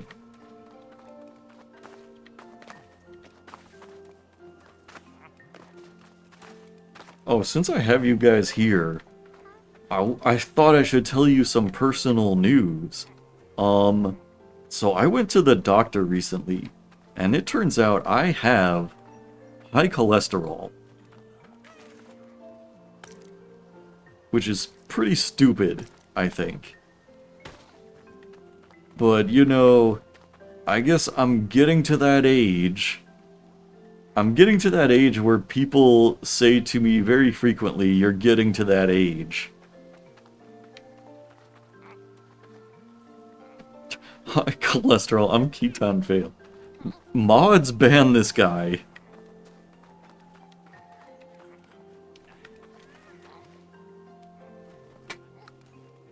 Mods? Ban him right now. I need to plant 8 of these?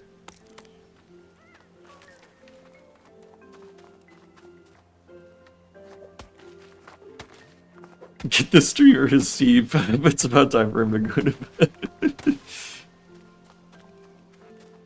Yeah, so this has been a whole, like, ongoing truth health saga, where it's like, I don't know, like, I was visiting my brother down in Alabama, like, months ago, and, like, as I was driving down to Alabama with my dad was talking about how, like, he got diagnosed with low testosterone recently, and, like, then when we get to Alabama and visit my brother, he's also talking about how he got diagnosed with low testosterone, maybe. And, like, he was like, "Oh, maybe since it's genetic, you might have the same thing. You probably also have low testosterone." Anyway, like, after we started treatments for this, it, like, improved our energy levels, it, like, just, you know, improved our well-being all around, and, like, made everything a lot better for us. And, anyway, like, the two of them talking about it, as much as they did, it was enough for me to, like, ask my doctor, like, "Hey, maybe I should get tested for this too." So, like, a week or 2 ago, I had blood drawn, and they tested all this stuff. Turns out I do not have low testosterone. Unlike my dad and my brother. But when they did that blood test, they were like, "Hey, wow, your cholesterol is really high."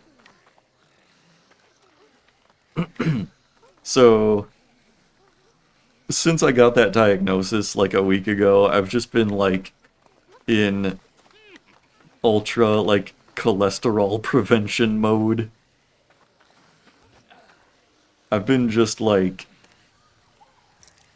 you know, stocking up on low cholesterol foods like fish and seeds and nuts and berries.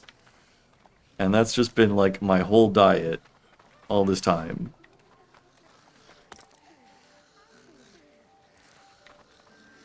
Does eating cholesterol actually increase cholesterol? I don't know. So I've been like studying like what are high cholesterol foods and like, you know, what's good for that. And it's like, I don't know, probably the worst things I would eat would be like bread and butter and potato chips. You know what's fucked up is like avocado is good for cholesterol, but like tortilla chips are bad for your cholesterol. So it's like I could get guacamole, but then what the fuck do I eat the guacamole with? If tortilla chips are bad, and like potato chips also, like there's no kind of chips that I can eat guacamole with. So like, how the fuck am I supposed to intake avocado? It doesn't make any sense. Also, how do I water these fucking plants?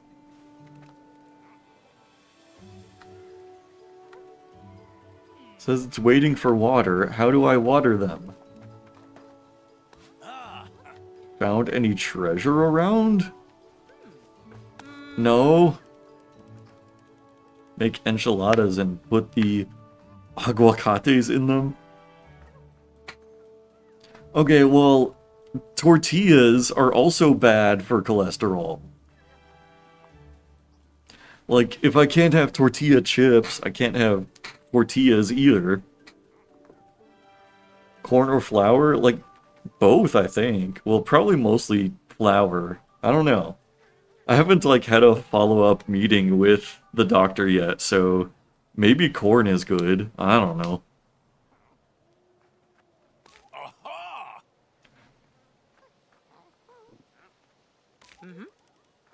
None of us is a pirate. New building city center. Now,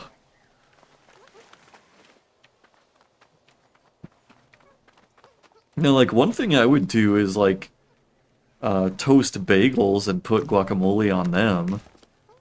But, like, bagels are also bad for your cholesterol. Like, most bread products are. It's stupid.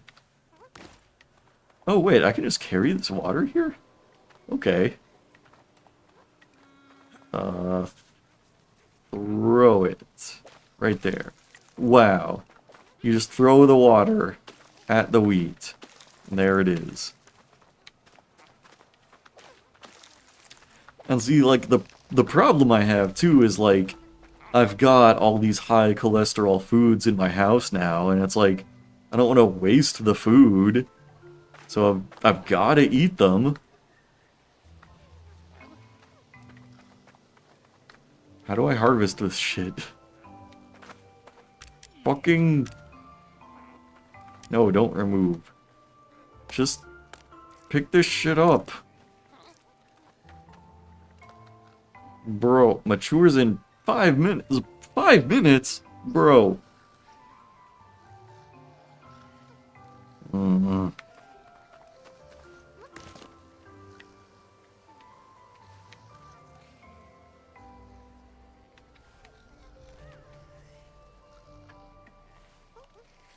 So yeah, like, I don't know, it sucks because, like, one thing I've been resolving to do lately is, like, eat more bread. Because, like, generally I would, you know, buy a loaf of bread or a half loaf or whatever, and, like, half of the bread would just go bad before I ate it all. Like, it would get moldy because I waited too long to eat it. So I was trying to just, like, eat a lot more bread-based foods, like make more grilled cheeses, eat more toast, have just, like, bread and butter as a snack. Turns out all of these things are awful for your cholesterol.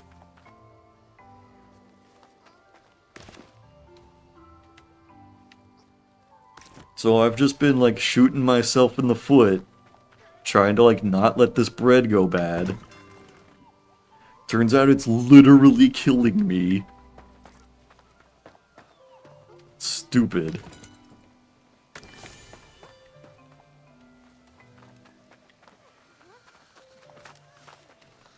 Okay, there's, like, nothing to do but, like, wait 4 more minutes for this wheat to grow. I could talk to these characters, I guess, but, like, do I want to? Somebody tell me what movies you've seen recently instead. That would probably be more interesting than talking to these people in front of the Mista house.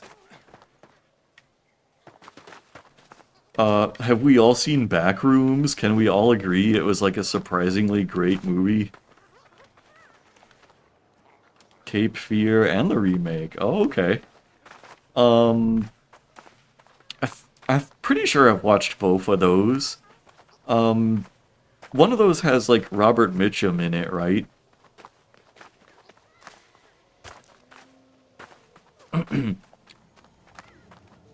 Yeah, okay. And I think the remake had the part where, like, the bad guy, like, fucking clings to the bottom of the people's car to, like, stalk them on their vacation. And just, like, hangs off of the bottom of their car until they get to where they're going.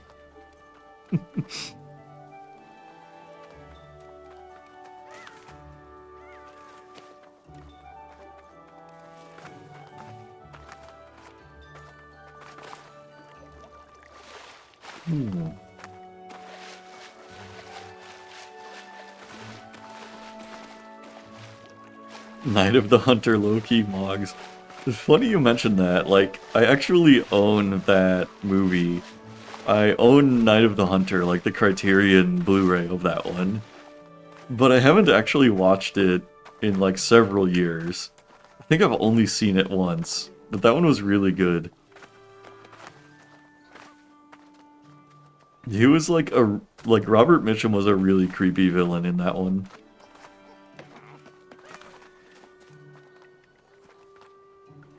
Another minute and 45 seconds until the wheat.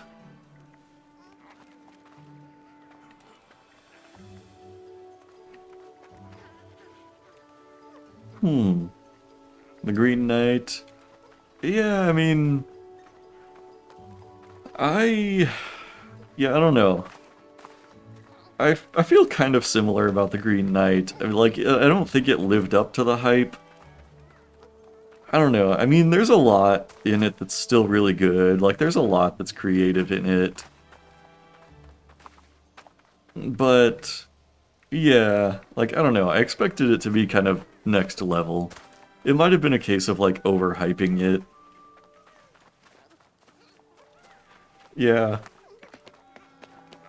And, like, I definitely get that effect where, like, if a movie is so, like, I don't know, like, if it's either overhyped or underhyped, and, like, I go into a movie thinking it's gonna be dog shit garbage, sometimes I end up thinking it's, like, way better. Like, I mean, I think Backrooms is one of those cases where I went into it thinking, like, oh, there's no way I'm gonna be into this. But then, like, I had low expectations, so it was a very pleasant surprise. And this is gonna sound really weird, but, like, I had kind of a similar experience with the first Suicide Squad movie, where, like, everybody talked about it like this was the worst thing ever made by a human. This was fucking dog shit, toilet water, uh, irredeemable garbage. And I watched it and I was like, that was okay. It wasn't terrible. And, like, granted, I probably saw, like, some, I don't know, director's cut or, like, revised version of it where they probably improved a lot from the theatrical cut. But I was like, this was okay. It was, like, serviceable. You know, the one where they're like, what are we, some kind of suicide squad?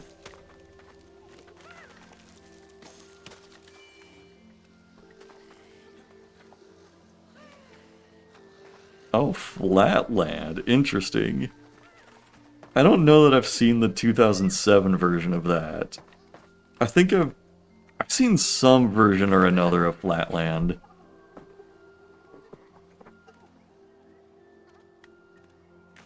That was an interesting one. I'm pretty sure I watched that in like a high school geometry class or something.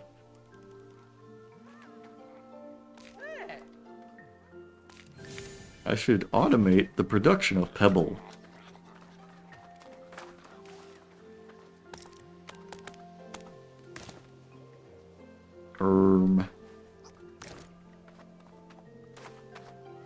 There. 2 Pebble grinders. Your high school geometry class was like mine. It was not the same film.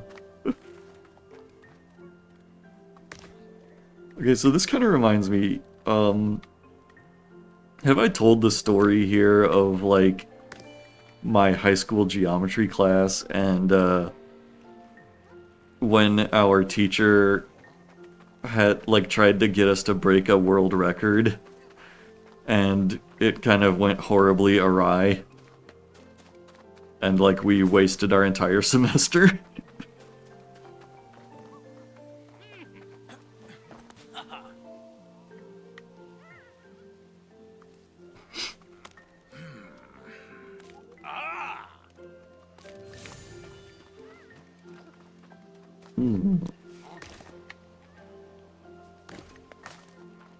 Build mechanic's house. Well... Oh, there it is. Wow, this is huge. Okay, so in my high school geometry class, for whatever reason, our teacher set about trying to get us to, like, break the world record of the world's largest Sierpinski's tetrahedron.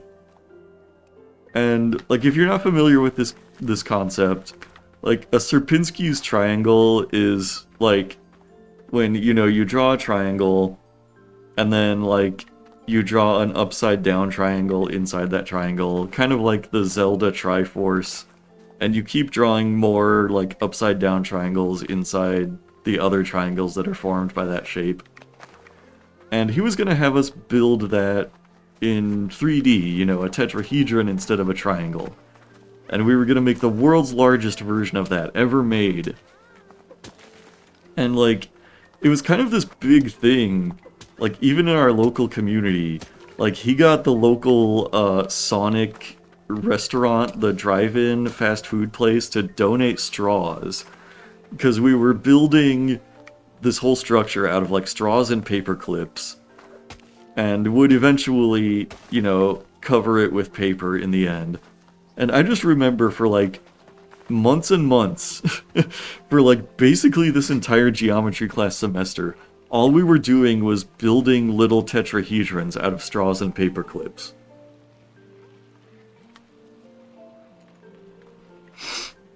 Like, you know, we weren't learning anything about geometry in all this time.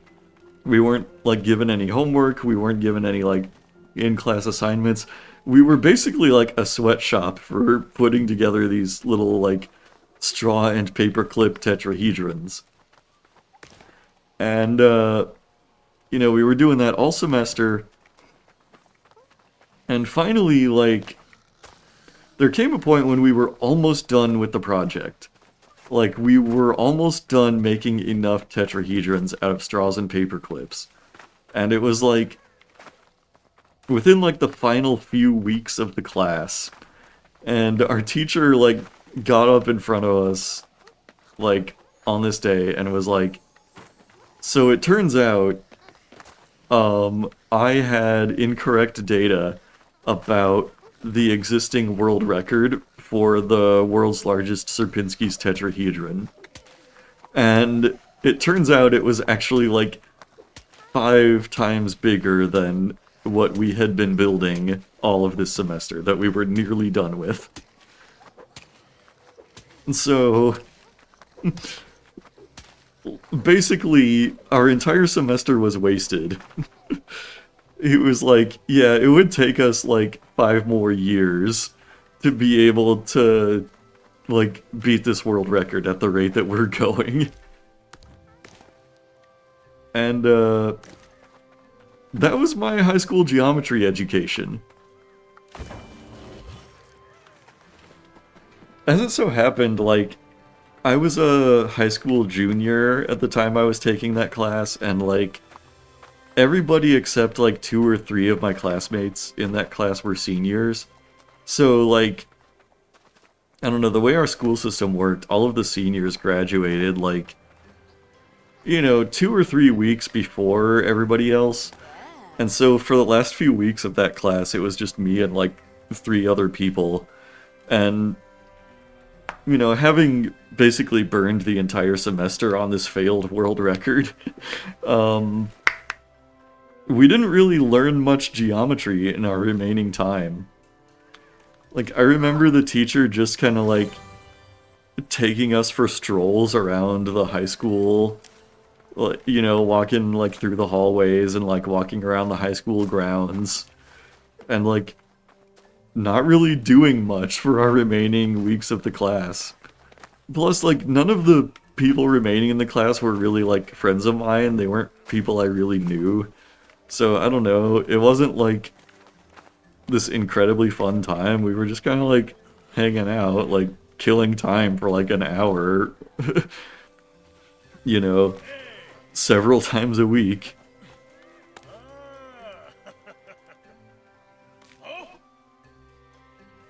Like, I remember, like, on one of these days, we were, like, walking out, like, around the back of the school, and, like, walking past the ROTC building, and, you know, the, like, 4 or 5 of us, you know, the teacher included, were, like, seeing how many chin-ups we could do on, like, their pull-up bar.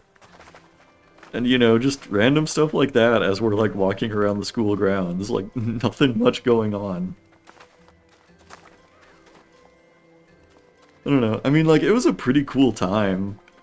Like, even as we were building the failed world record tetrahedron, I remember just, like, hanging out and, like, you know, chatting with my classmates as we're kind of, like, mindlessly putting these straws and paper clips together. It wasn't a bad time, by any means.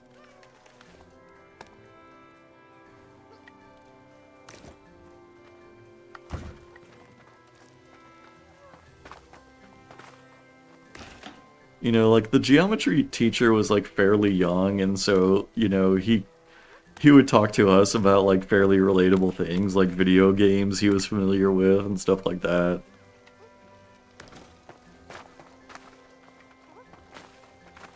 So, you know, pretty cool class overall.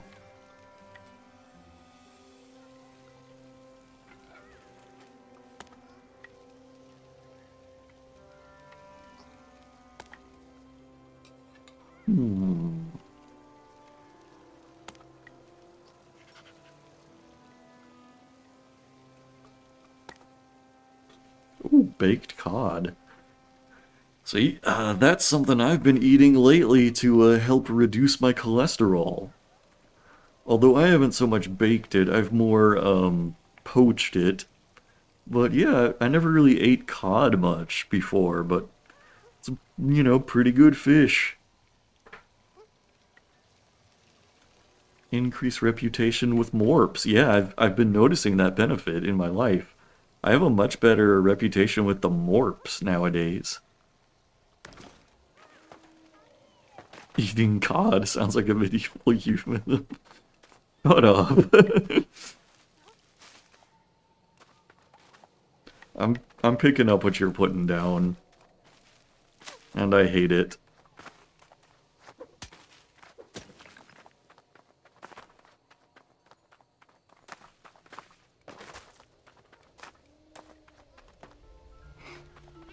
Okay, well, I satisfied the 5 more minutes of this game. And, I don't know. I just kind of, like, mindlessly plugged away at this. I don't know. If there's anything I do enjoy about this game, I think the art style is kind of nice, but like it's very like boilerplate open world survival craft mechanics.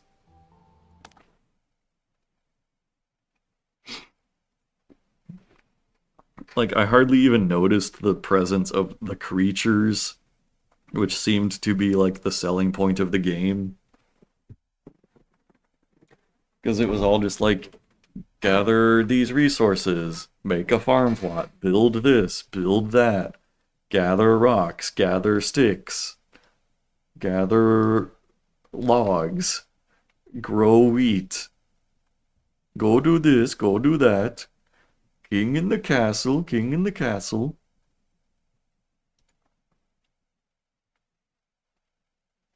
Alright, now I'm gonna see if I can fumble my way through this Yu-Gi-Oh game. Um, I can't wait to play Yu-Gi-Oh! Duel Monsters Quattro, Battaglia del Gran Duelista Deck de Hoy.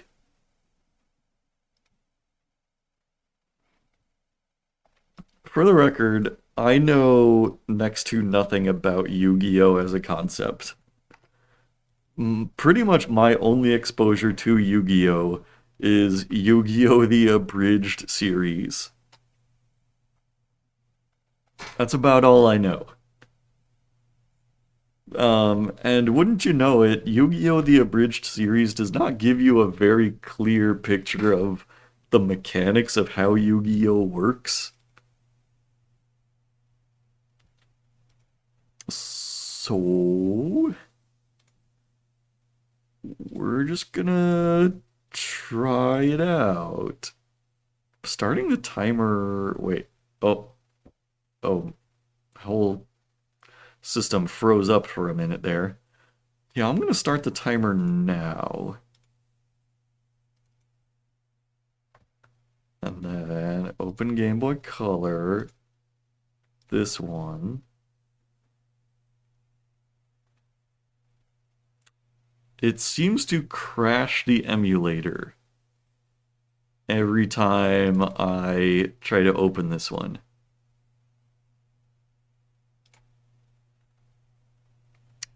Yeah, the emulator crashes every time I open this one.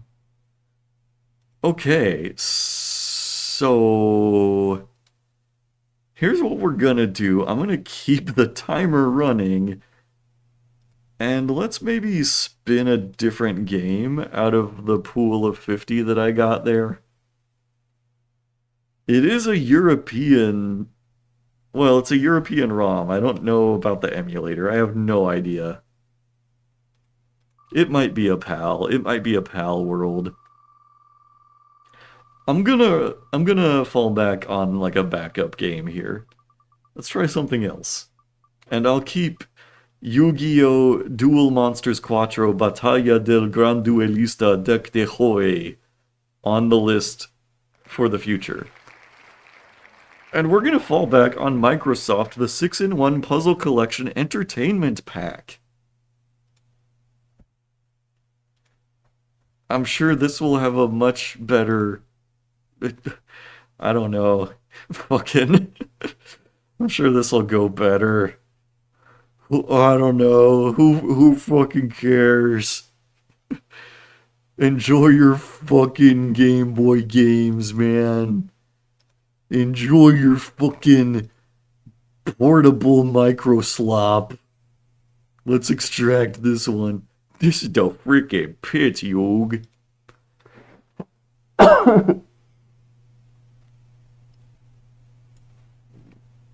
This one will probably launch.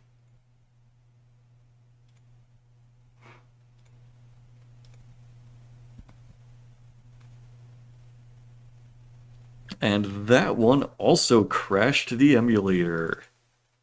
I'm starting to detect a pattern here.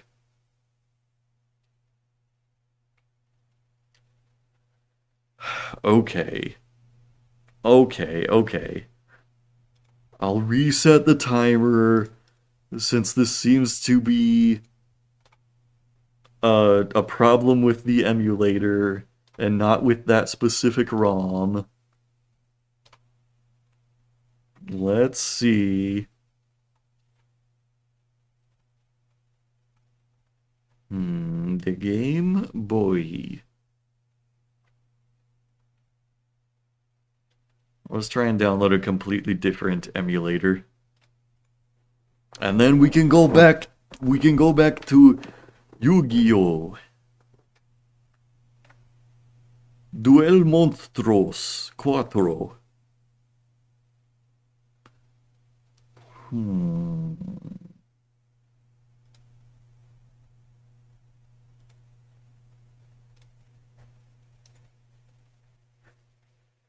I'm kind of looking at like the complete list of Game Boy Color games that's like up in the background as I'm extracting all this stuff, and I'm seeing Woody Woodpecker Racing.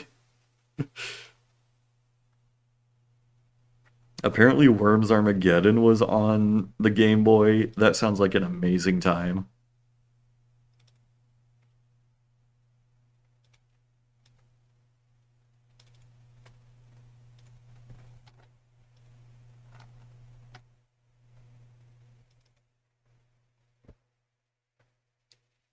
Would you like to associate Same Boy with Game Boy ROMs? Sure. Alright.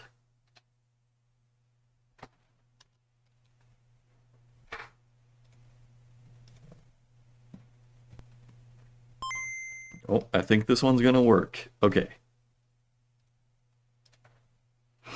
Are you guys ready to watch me flail my way through a Yu-Gi-Oh! Video game, knowing absolutely nothing about Yu-Gi-Oh! Game mechanics, and knowing very little about Spanish? Is it gonna show up on here? There it is, okay. Oh, it's a Konami game.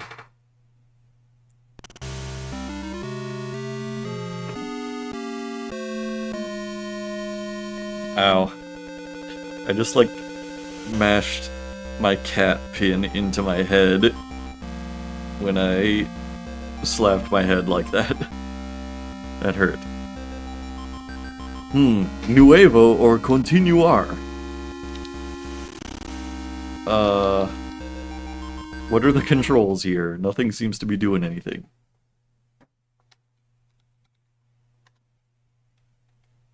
Control options. Keyboard options. Okay, Z and X. Select is backspace. Start is return.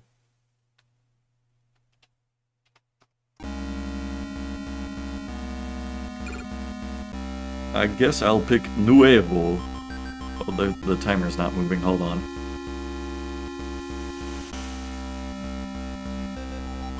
There we go. Nuevo. Deck de Hoy. ¿Quieres volver a empezar? Reiniciar? Sí.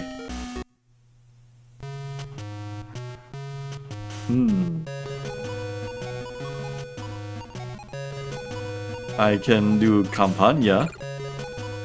Multijugador. Contraseña. Inter. Or historial. I'll do the campaña.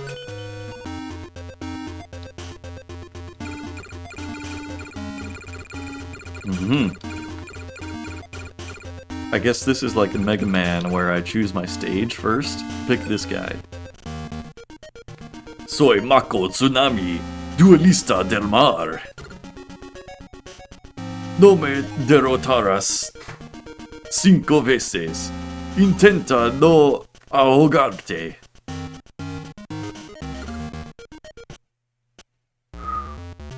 Alright, I've got Baúl, deck, and Duelo. What's in my Baúl? Nothing. Let's check my deck. I've got Duende, Let me see Duende D. Duende de baile. The fucking duende is here. Elfo con alas afiladas. I've got serpiente. Oh, serpiente siniest. It's a reptile agua. I've got legul.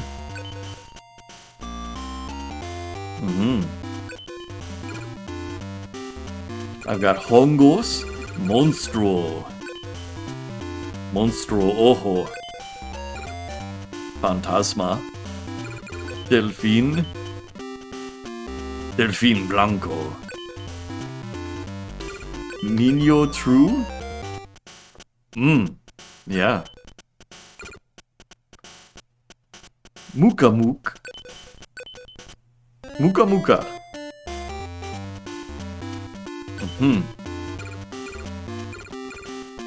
Have I mentioned that I have no idea how to play the Yu-Gi-Oh card game? Gale Dog.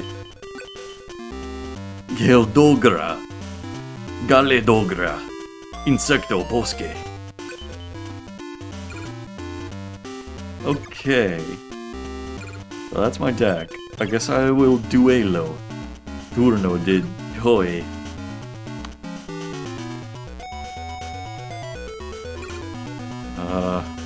Sapovis.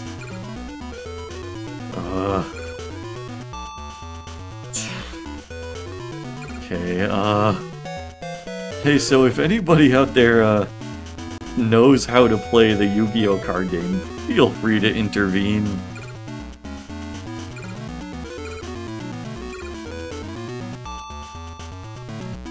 You do? Oh, cool. Tell me what I should do.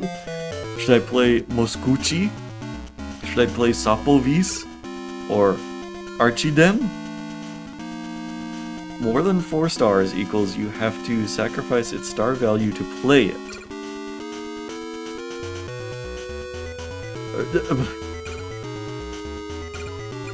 Well, my guys only have 2 or 3 stars. I'm gonna do Moskuchi.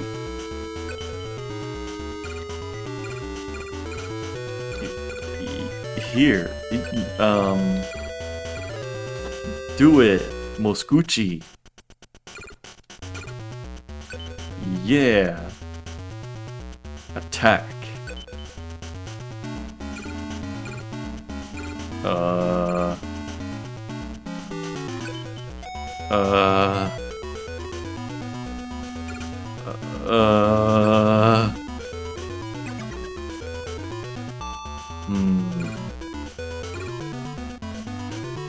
I'll put Archidem. I'm gonna fin Turno. Turno de Mako. Turno de Hoy. Summon 1 per turn, okay. Well, now I have Birdcraw. How come the one that he played is sideways? What is that? Not understand. I want Birdcraw.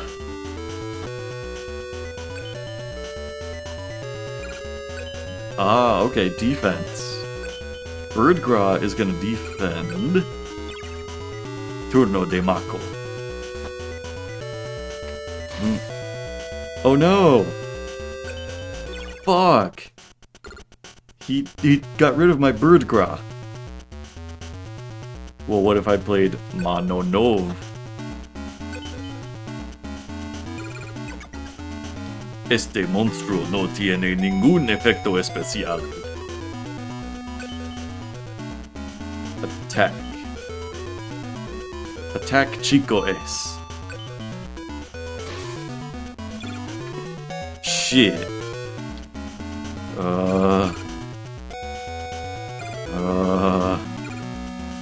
Maybe I should have played Sapo Vis. Fin turno.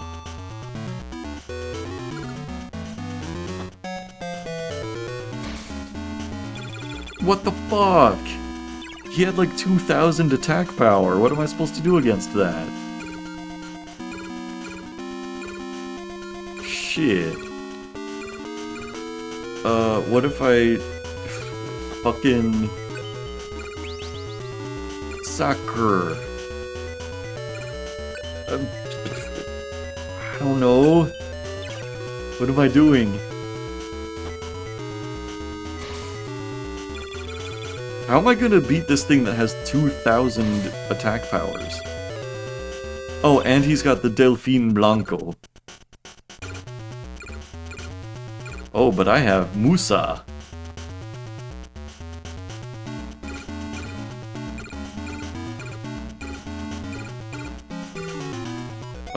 Maybe Musa needs to defend for me.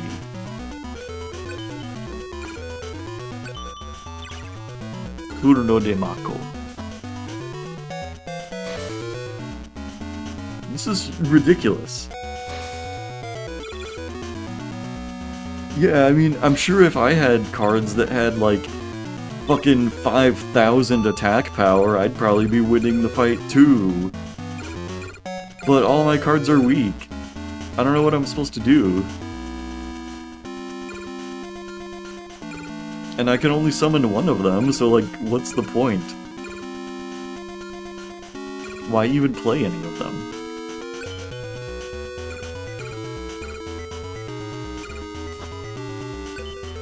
Attack. Attack Limode. Alright. And then fin turno. Turno de Mako.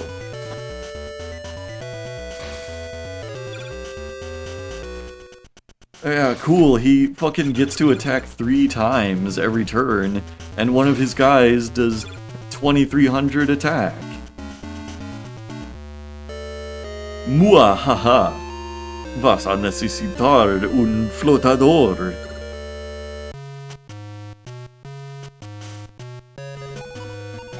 This game's fucking stupid. I'll fight this guy. Soy Simón Murán, descendiente de antiguos magos. Derrótame 5 veces con un deck que refleje tu alma.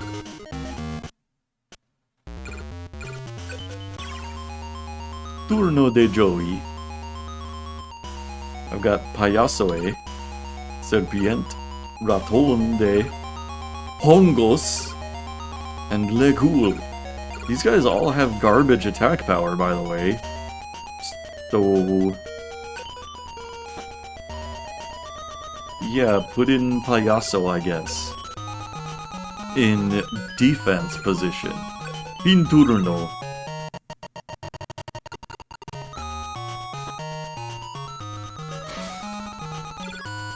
Alright. Turno de Joey. Explore, demonio. Okay, so what if I put him in and I do this one? What did that do? Fin turno, I guess.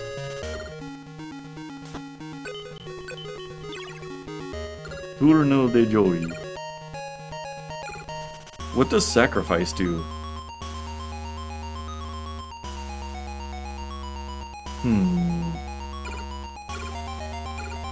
Okay.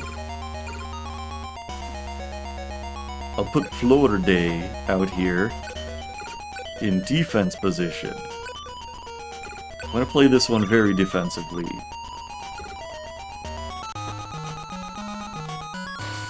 Oh, Floater Day. Beat his ass. Turno de Joey.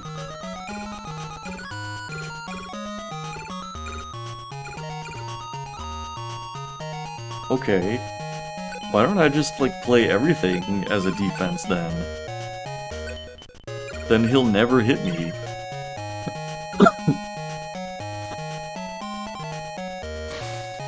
Loser.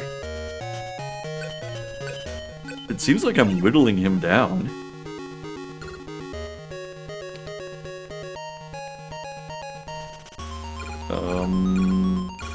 Alright, this time I will do Musa. Este monstruo no tiene ningún efecto especial. Feel like that's kind of a recurring theme here. Oh, I've destroyed Escorpio. Fin turno.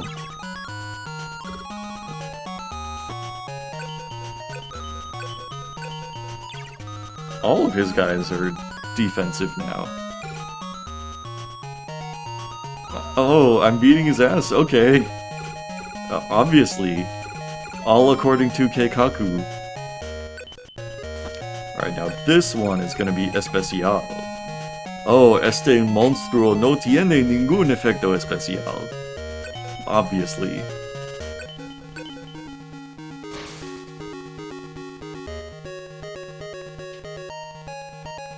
Alright. Fin turno.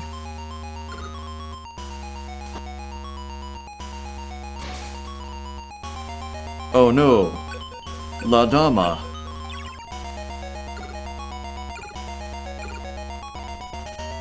Oh, Verhinzo número 7. Demonio. Attack La Dama. Wait, how did La Dama, like, take my guy out? She has 0 attack power. Kill her. Wait, how is she killing my guys? You can attack with as many monsters as you want?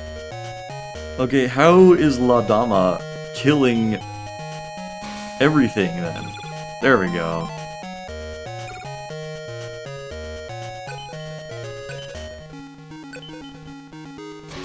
Oh yeah, I killed his comilon.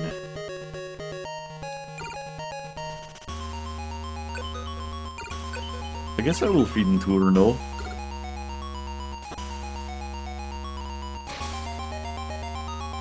Oh.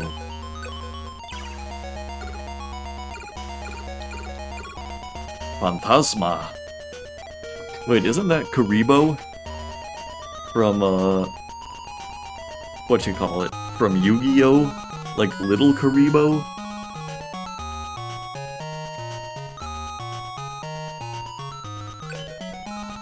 Phantasma. Este monstruo no tiene ningún efecto especial.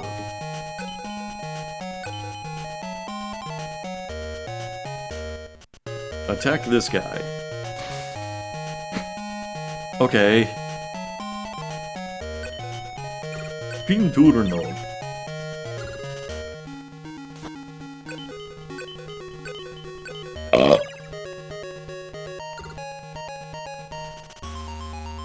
I've got Nino True.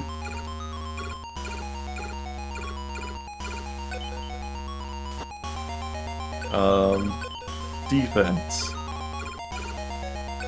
Musa, attack. Yeah, Uguchi is dead. And you attack Idolo De. There we go.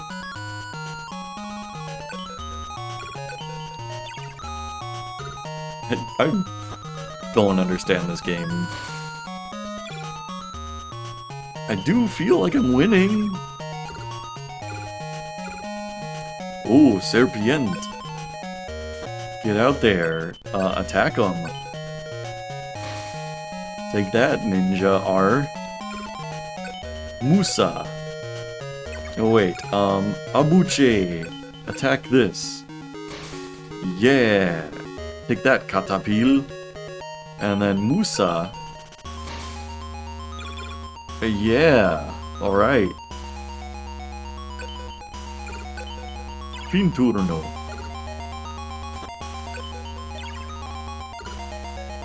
It's easy when the enemy doesn't have a card with attack power of like 2300.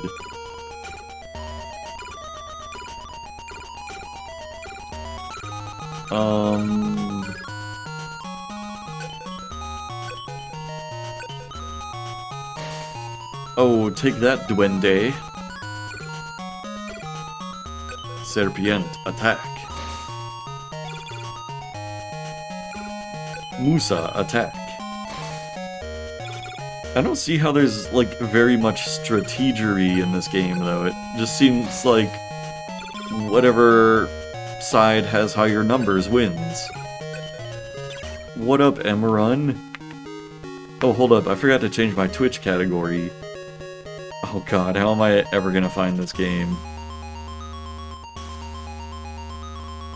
There's probably like a million Yu-Gi-Oh! Video games.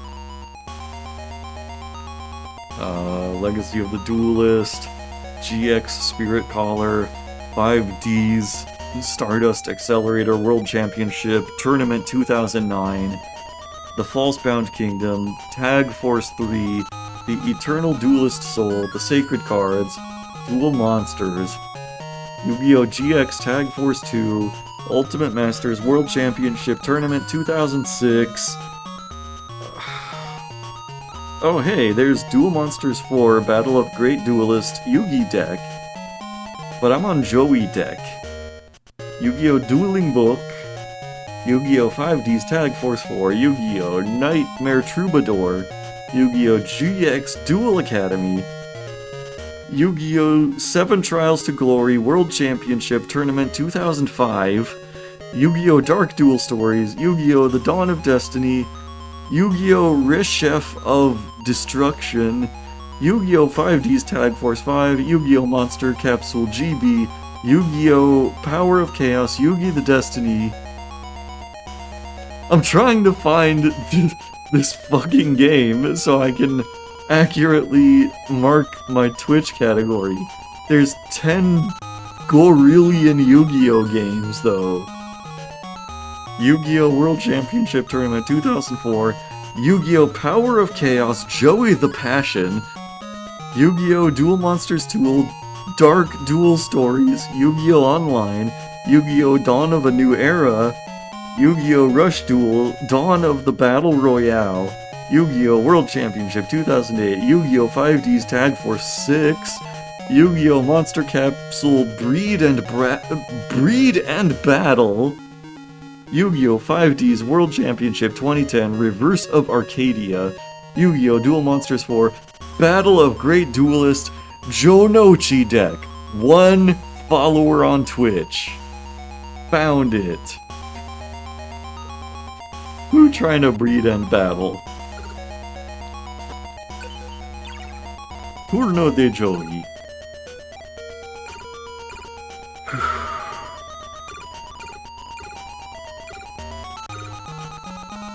Ash Ketchum, probably. Okay. How do people play this game? Take that, Duende.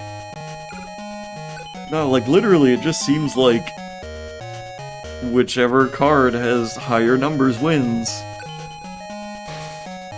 I don't understand how you're supposed to, like, strategize in any way.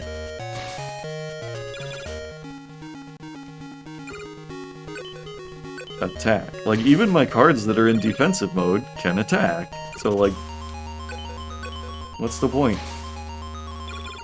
There we go. I win.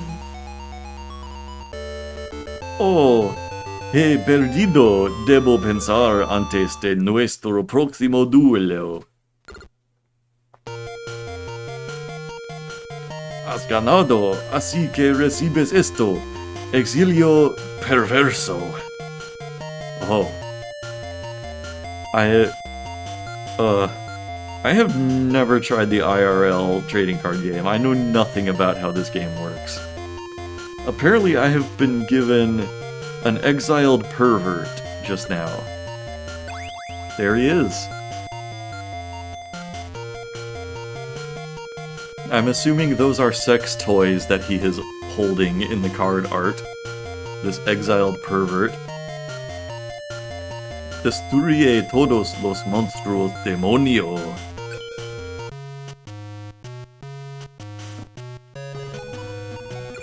What happens if I do historial? Multijugador. Okay. Cool. Let's enter. Necesitas más cartas de monstruo. Inténtalo de nuevo más tarde.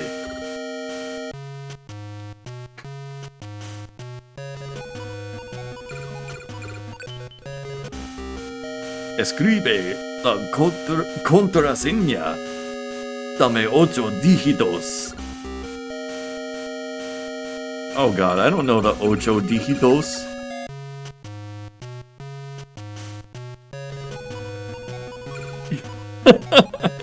Starting to think this game might not be peak. And let's not be too hasty here. Soy Insecto Raga, ganador de torneos y duelista habilidoso. ¿Quieres ver mi deck Insecto que me ha ayudado a ganar premios? Jejeje.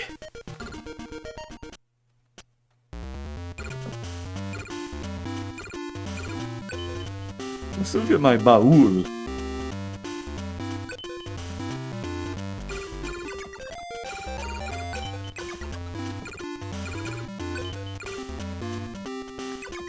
Okay, cool. Duelo. Turno de Aga. Turno de Joy. I've got Hongos, Legul, Manonov, or Serpient. I'm gonna put Manonov out here in defense because it has high numbers. Fin turno.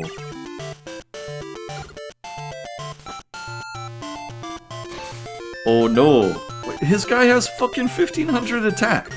I'm not gonna be able to do shit against that. His cards just have higher numbers than mine, so I guess I lose this time.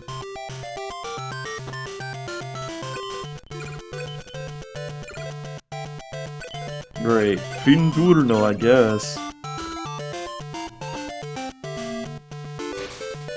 Oh no. His fucking 1500 attack guy killed my guy, what do you know? Who could have ever seen that coming? Use a trap card? What's a trap card? I've got Bosque, I've got 3 Bosques, a Demonio, and an Agua. Here, especial. Este monstruo no tiene ningún efecto especial. Yeah, I get told that a lot.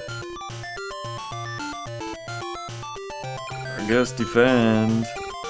Fucking, what difference does it make?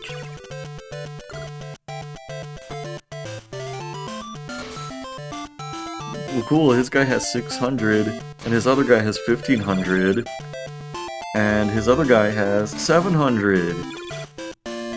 I don't have any cards that do that much damage. So I'll play Archidem over here. Este monstruo no tiene ningún efecto especial. Cool. That's fucking epic, man.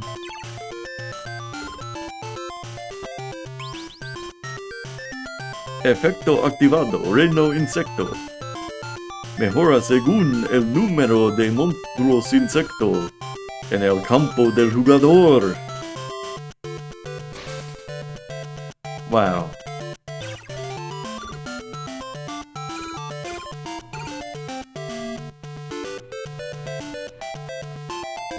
In Yu-Gi-Oh! Duel Monsters for Battle of Great Duelist, monsters can be destroyed because they have an inferior alignment, which substitutes attribute in this game.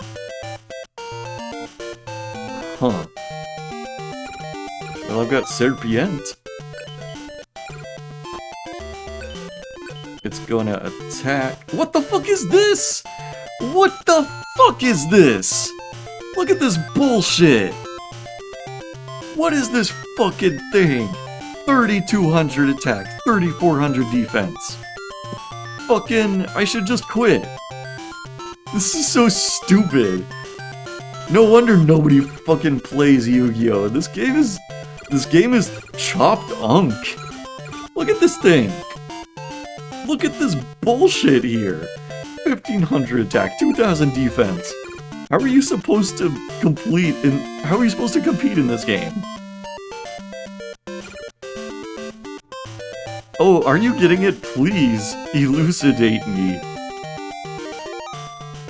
Tell me how I can get an edge here. Combine monsters by putting them on top of each other? Well, I can only fucking summon one monster per turn, so they're gonna kill my Serpient.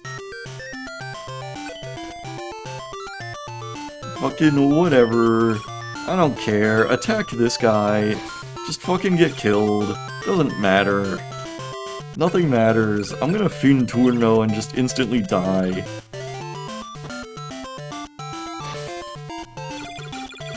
Look at this shit. Look at this. This is bullshit. No serás capaz de capturar mis insectos. Yeah, you're right about that, man. I'll fight this guy. Me llamo Rex Raptor. Cuando use mis dinosaurios, serás historia. No perderé 5 veces ni en 1,000,000 de años.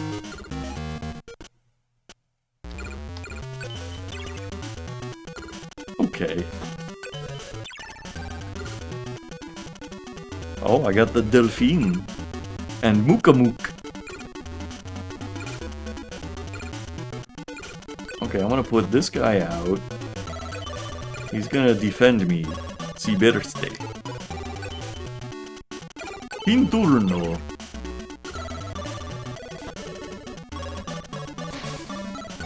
Great, he had Korrigash. So I lose, I guess. Why did he get a second card? Why did he get to play 2 cards? I only got to play 1.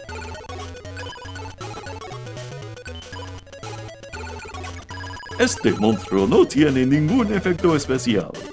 Why not? He started. That's a technicality. Shouldn't matter. Shouldn't make any difference.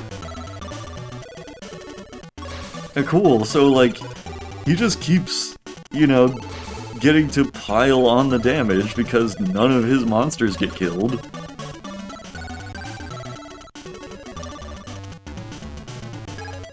Literally, what are you supposed to do? Like, I can play 1 monster, and I can attack one of his guys.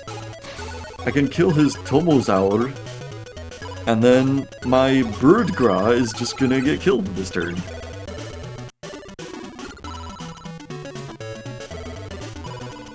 There's my Birdgra.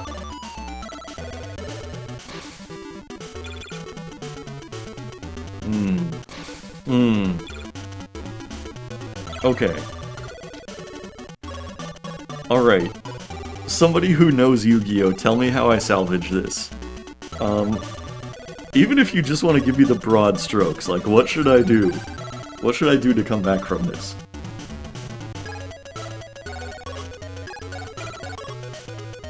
Here's how he can still win. Should I use Monstro Demonio? What good is this? Look at how low its stats are. Should I use Hinso Numero 7?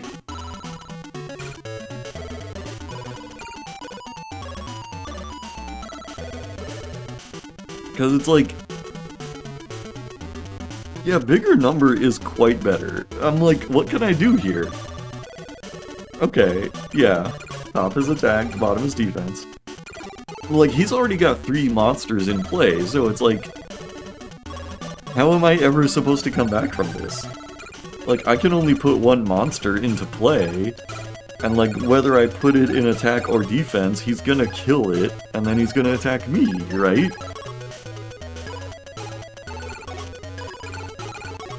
Is there anything I can do to stop him from just beating the ass off of me?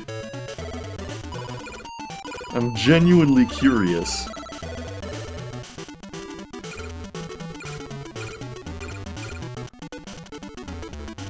Need a better deck for next battle.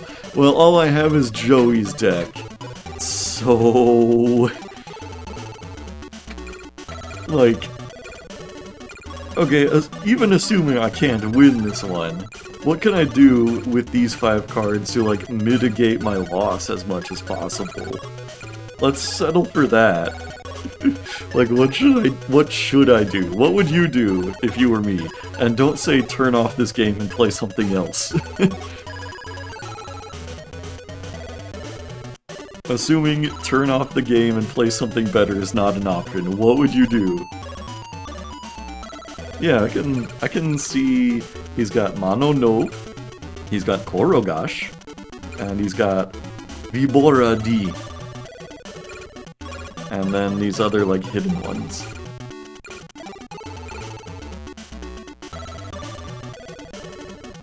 If there is, like, any conceivable way to turn this around, I would be fascinated to know it. Like, this has been my introduction to the, like, Yu-Gi-Oh! Card game, and I am like, this game kinda seems like bullshit.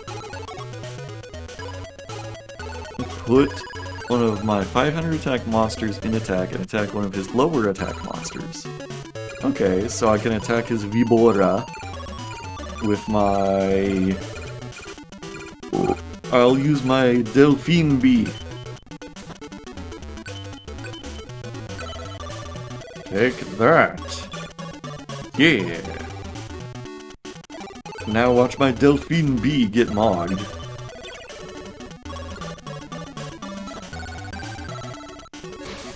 Jesus, that one has 1750! What am I supposed to do when I don't have any cards in my deck with that high of an attack power?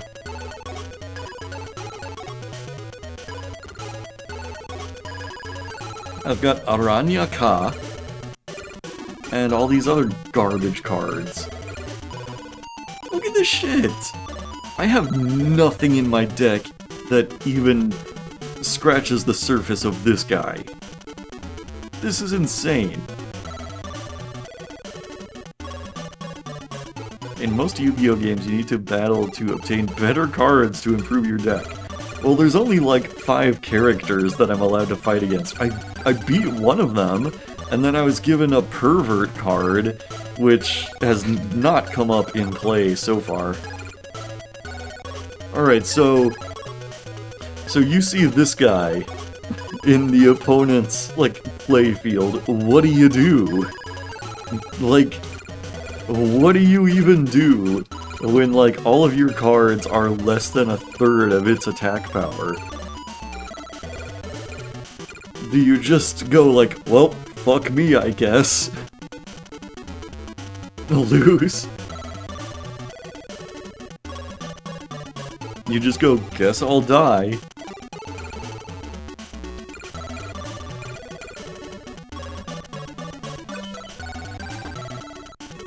Does this one... No, este monstruo no tiene ningún efecto especial. I'm guessing that ningún of all of my monstruos have no efecto especial. I'm gonna sacrifice it. Fuck it. Fuck it. Who cares? I lose anyway. Just fuck my shit up, Rex.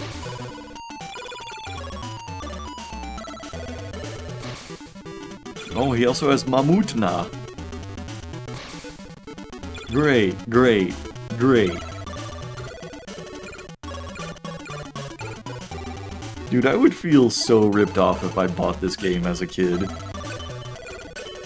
Like, yeah, you can play Yu-Gi-Oh!, but you only get the most garbage cards in the whole trading card game. I played, like, a little bit of the Pokemon trading card game on emulator, and, like, it was playable. You know, I could actually get through some battles in that one. Siente el poder de mis dinosaurios. Alright, so I beat this guy. Somebody who knows shit about Yu-Gi-Oh! Who else is weak? Maybe this guy. He's the only one I haven't fought yet. Everybody else has cards with, like, attack power in the thousands. I'll try this guy. Ah, siento la energía del cosmos. Soy Esparoba. ¿Aguantarás 5 duelos contra mí?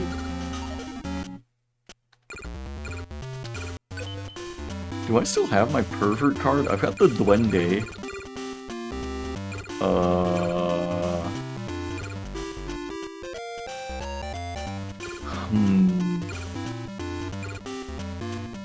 Well, I don't even see the pervert anymore.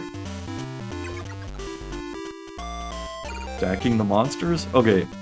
Alright, Emrun, you seem really knowledgeable. I'm gonna let you guide me through this entire game. It's up to you now to redeem the very concept of Yu-Gi-Oh! In my eyes. Alright, he just played something I can't see. Alright, so I've got Musa. I've got Duende. I've got Serpient. I've got another Serpient. And I've got Leghul. Alright, what should I do? Since polymerization is not included in this game, fusions occur differently. Selecting one card and placing it on top of another compatible card could result in a fusion for an entirely different monster. Fusions are alignment-based. Alright, Emrun Handy, now that you have that information, tell me what I should do. I've got 2 Bosque cards. I've got the Duende and the Leghul, and I also have Serpient Agua and another Serpient Agua. Can I do anything with that? Then I have Musa A loose. Well, what do you think?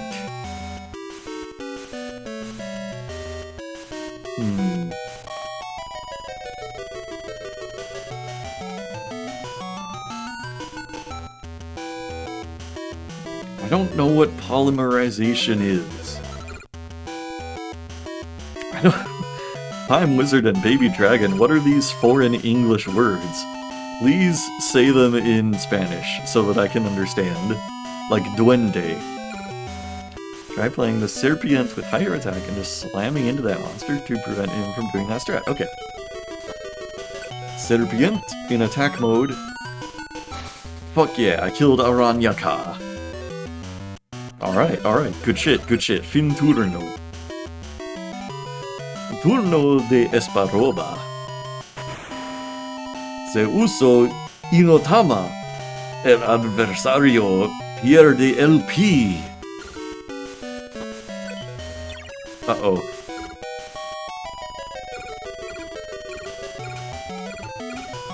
Okay. Since that turn, I have gained Florde. I've now got 3 Bosque cards. Should I... Okay, what should I do next? Should I try to use this Serpient Agua in some way? Or do I use one of my Bosques?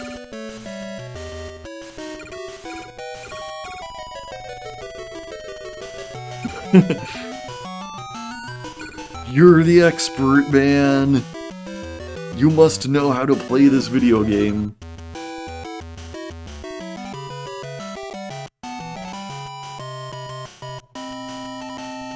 I'm waiting. Soy esperando. Try combining the cards you have on the card that's on the field and see what happens. Okay, I'm gonna do this.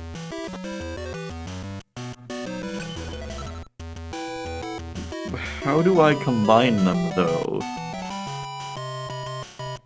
Because it's like, I could play this card on top of the other card. Do I, like, sacrifice? Do I especial? Or do I attack? Or do I defend?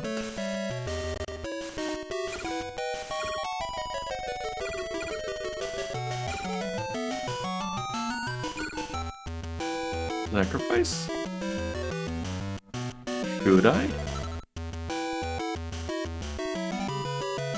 I'm gonna summon another and pick the space the other card is in. Okay. I'm gonna do what you say, because there's not a lot of time left. I'm gonna sacrifice.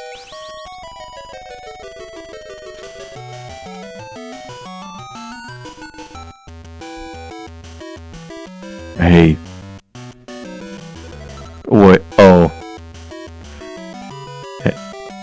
I didn't know that IDT stood for I don't think. That's my first time seeing that abbreviation. I didn't know that that's what that meant. I guess I'll fucking die.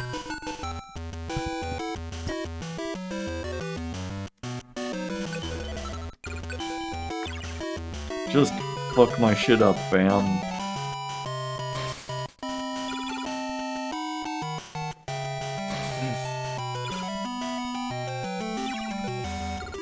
Turno de Hoi. He's got Hanehan and Hinzo numero 7. I've got Zombito Demonio. Fucking, I'm gonna put Musa in to take out Hanehan.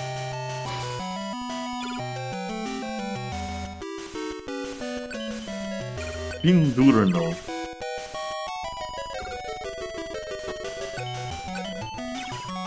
Turno de Hoi. Alright, I'm gonna use Phantasma here. And attack this one. Disrupto! Oh no.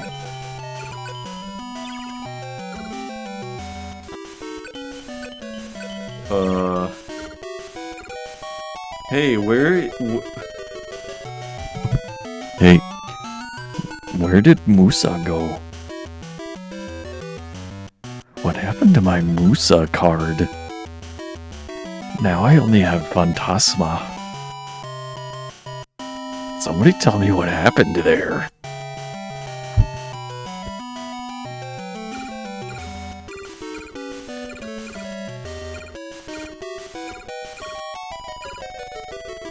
Oh, there's Musa.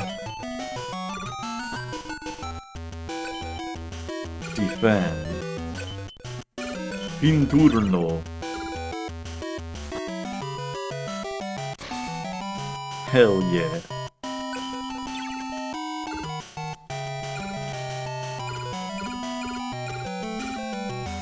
Alright, so I'm not grasping what happens when you play a card on top of another card. It seems to just, like, replace it. I don't know.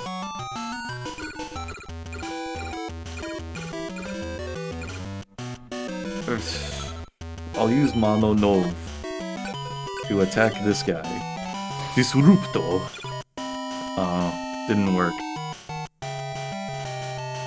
Yeah, okay, so like, how am I supposed to know if they're valid or not?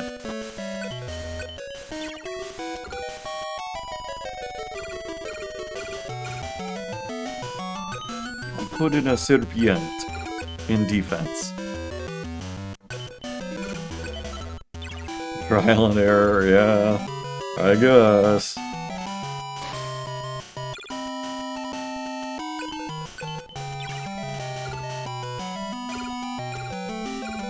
Like, do I have to play an Agua on top of an Agua? Or like a Demonio on top of a Demonio, maybe? Let's try and play this Demonio on this Demonio. And attack that guy. Well, I don't know, man. I mean, it seems to be working for me, but not great.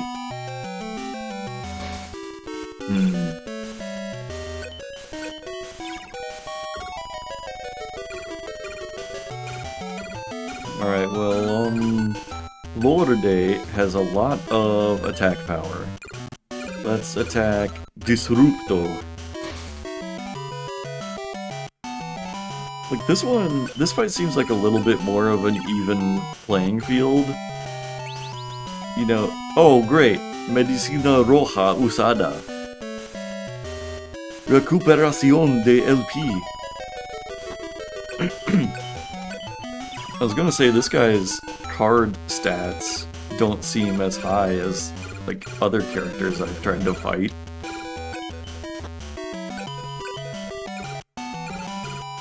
Attack Tijeras.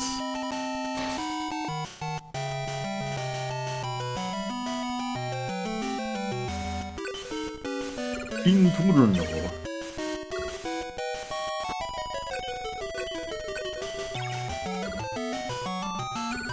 Yeah, so I don't know, I feel like in past fights when the other characters had, like, you know, 2,000 attack power, I don't think that was due to any, like, superior strategy on their part. I think it was just because they had better cards.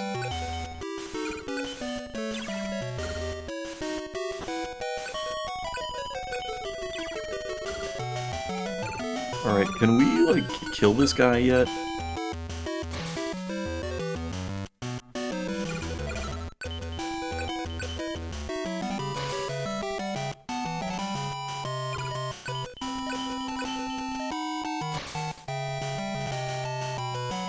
I think the tide is turning in my favor. Se usó la carta control cerebral. Controla un monstruo del adversario durante uno turno. What the fuck, man? I can't do that.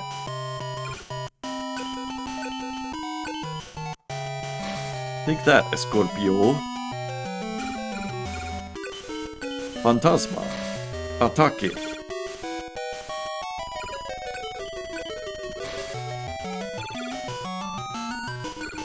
So, I don't know Spanish that well, but I thought Fantasma meant, like, ghost? But that's a Kuribo. Does Kuribo mean ghost in Japanese? Switch my defense monsters to attack. I didn't know that was an option. Wait. What the fuck? Wait, what just happened? Why did my Musa change into Leghoul? I don't want that.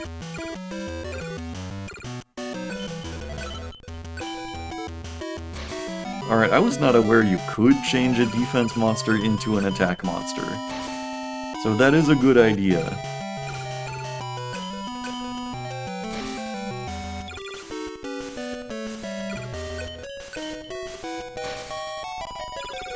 Alright, making big moves now.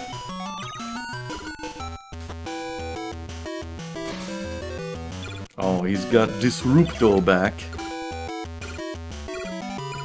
There's my Musa again. Attack Disrupto. Serpient, get him. Fantasma, get him. And Nanonov, get him. I might actually win this one.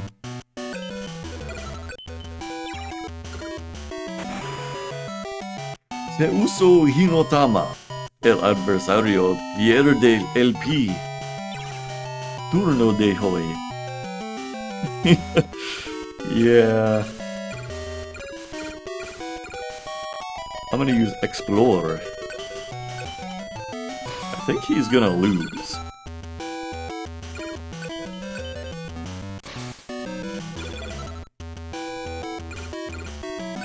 Serpient. Oh, hell yeah. Get him, Fantasma. I win. Turns out all of his cards were garbage. Arg! Las nubes bloquean la energía cósmica. Por eso he perdido. Has ganado. Así que recibes esto. Kunai con cadena. Okay. Mejora monstruos luchadores. Cool. The better duelist won. Okay. Well, that's about all the time we've got for Yu-Gi-Oh! Duel Monsters Quattro Battaglia del Gran Duelista Dec de Hoy. Um, Volume 1 Early Days Collection. I learned a lot about Yu-Gi-Oh! Maybe. Or maybe I learned nothing about Yu-Gi-Oh! Alright, let's review. Because this has been a really weird game roulette. My god. I look back on this list of games and I am just weary. Like, which of these would I ever want to play again? Fucking... God. Like, none of them. God, Jesus. Okay.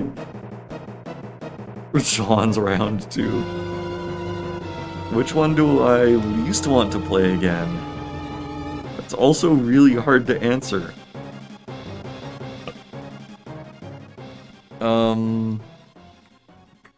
Probably John's. Because, like, I did pretty much grasp the mechanics of John's, and I wasn't that into them.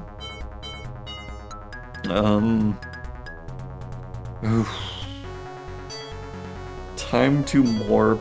Also, I grasped pretty well, and it just kind of seemed like a generic, grindy, open-world survival craft. It didn't seem like a lot of fun, honestly. And, like, okay, the two remaining games, Janitori and Yu-Gi-Oh! Duel Monsters 4, Battaglia del Gran Duelista Dec de Hoy Early Days Collection, they both kind of intrigued me to want to see what else the game had to offer. Because, like, Janitori, I think there was a little bit more to the game that I probably got soft-locked out of due to some kind of glitch. And so I could probably go back to that at some point and see a little bit more of it. I don't know, it's kind of a tie here. I would say I was, like, less into Yu-Gi-Oh! Duel Monsters 4 Battaglia del Gran Duelista Dec de Hoy Early Days Collection. Just because, like, this was my first exposure to the Yu-Gi-Oh! Card game, and I was like, this can't be all there is to it, right? Like, it's gotta be more complex than this. Like, there's gotta be more going on in this game, right? But I feel like if I played this specific Game Boy Color game again, I would have a very similar experience and just not have fun with it. Whereas Janitori, I feel like whatever glitch I might have encountered was probably like, you know, maybe a 1 in 2 or more chance of happening ever again. Like, it might be completable again in the future, so I'm, like, slightly more intrigued to play more of Janitori.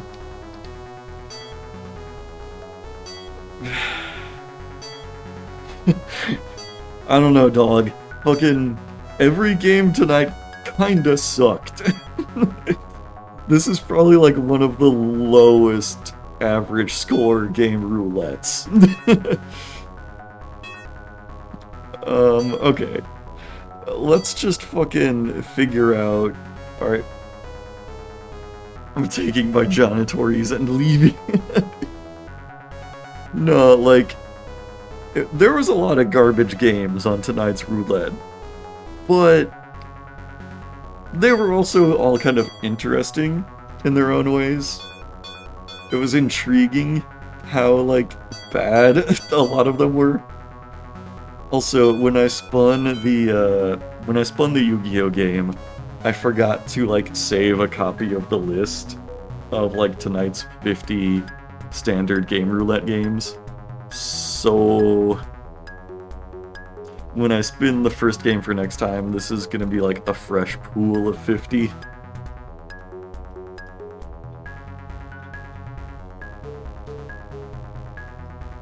Let's cut it down a bit here.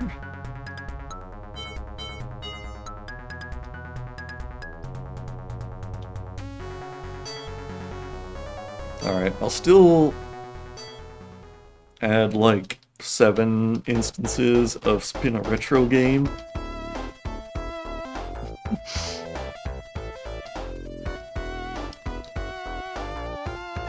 Damn, this is one of like the best video game songs of all time.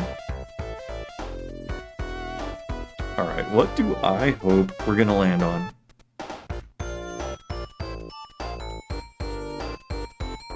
Ooh, there's some cool stuff on here. Jonatori is back.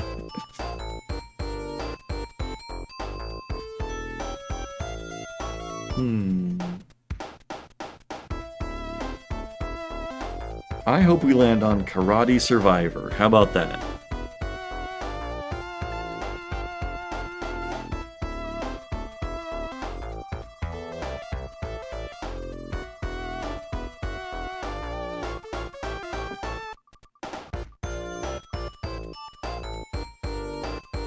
And we are gonna land on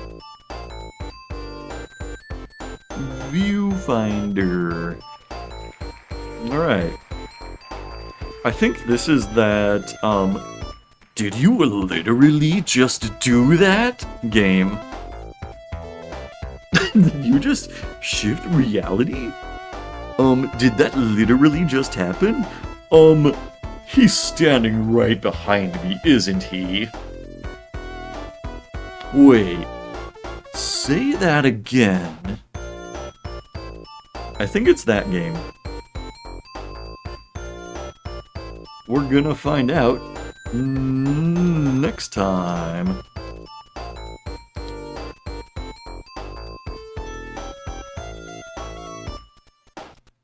Alright.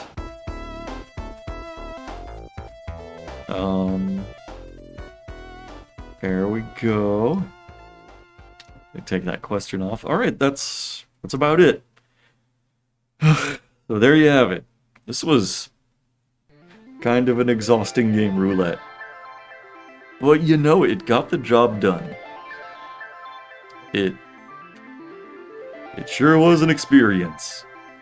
I'm glad so many of you could be here to witness it.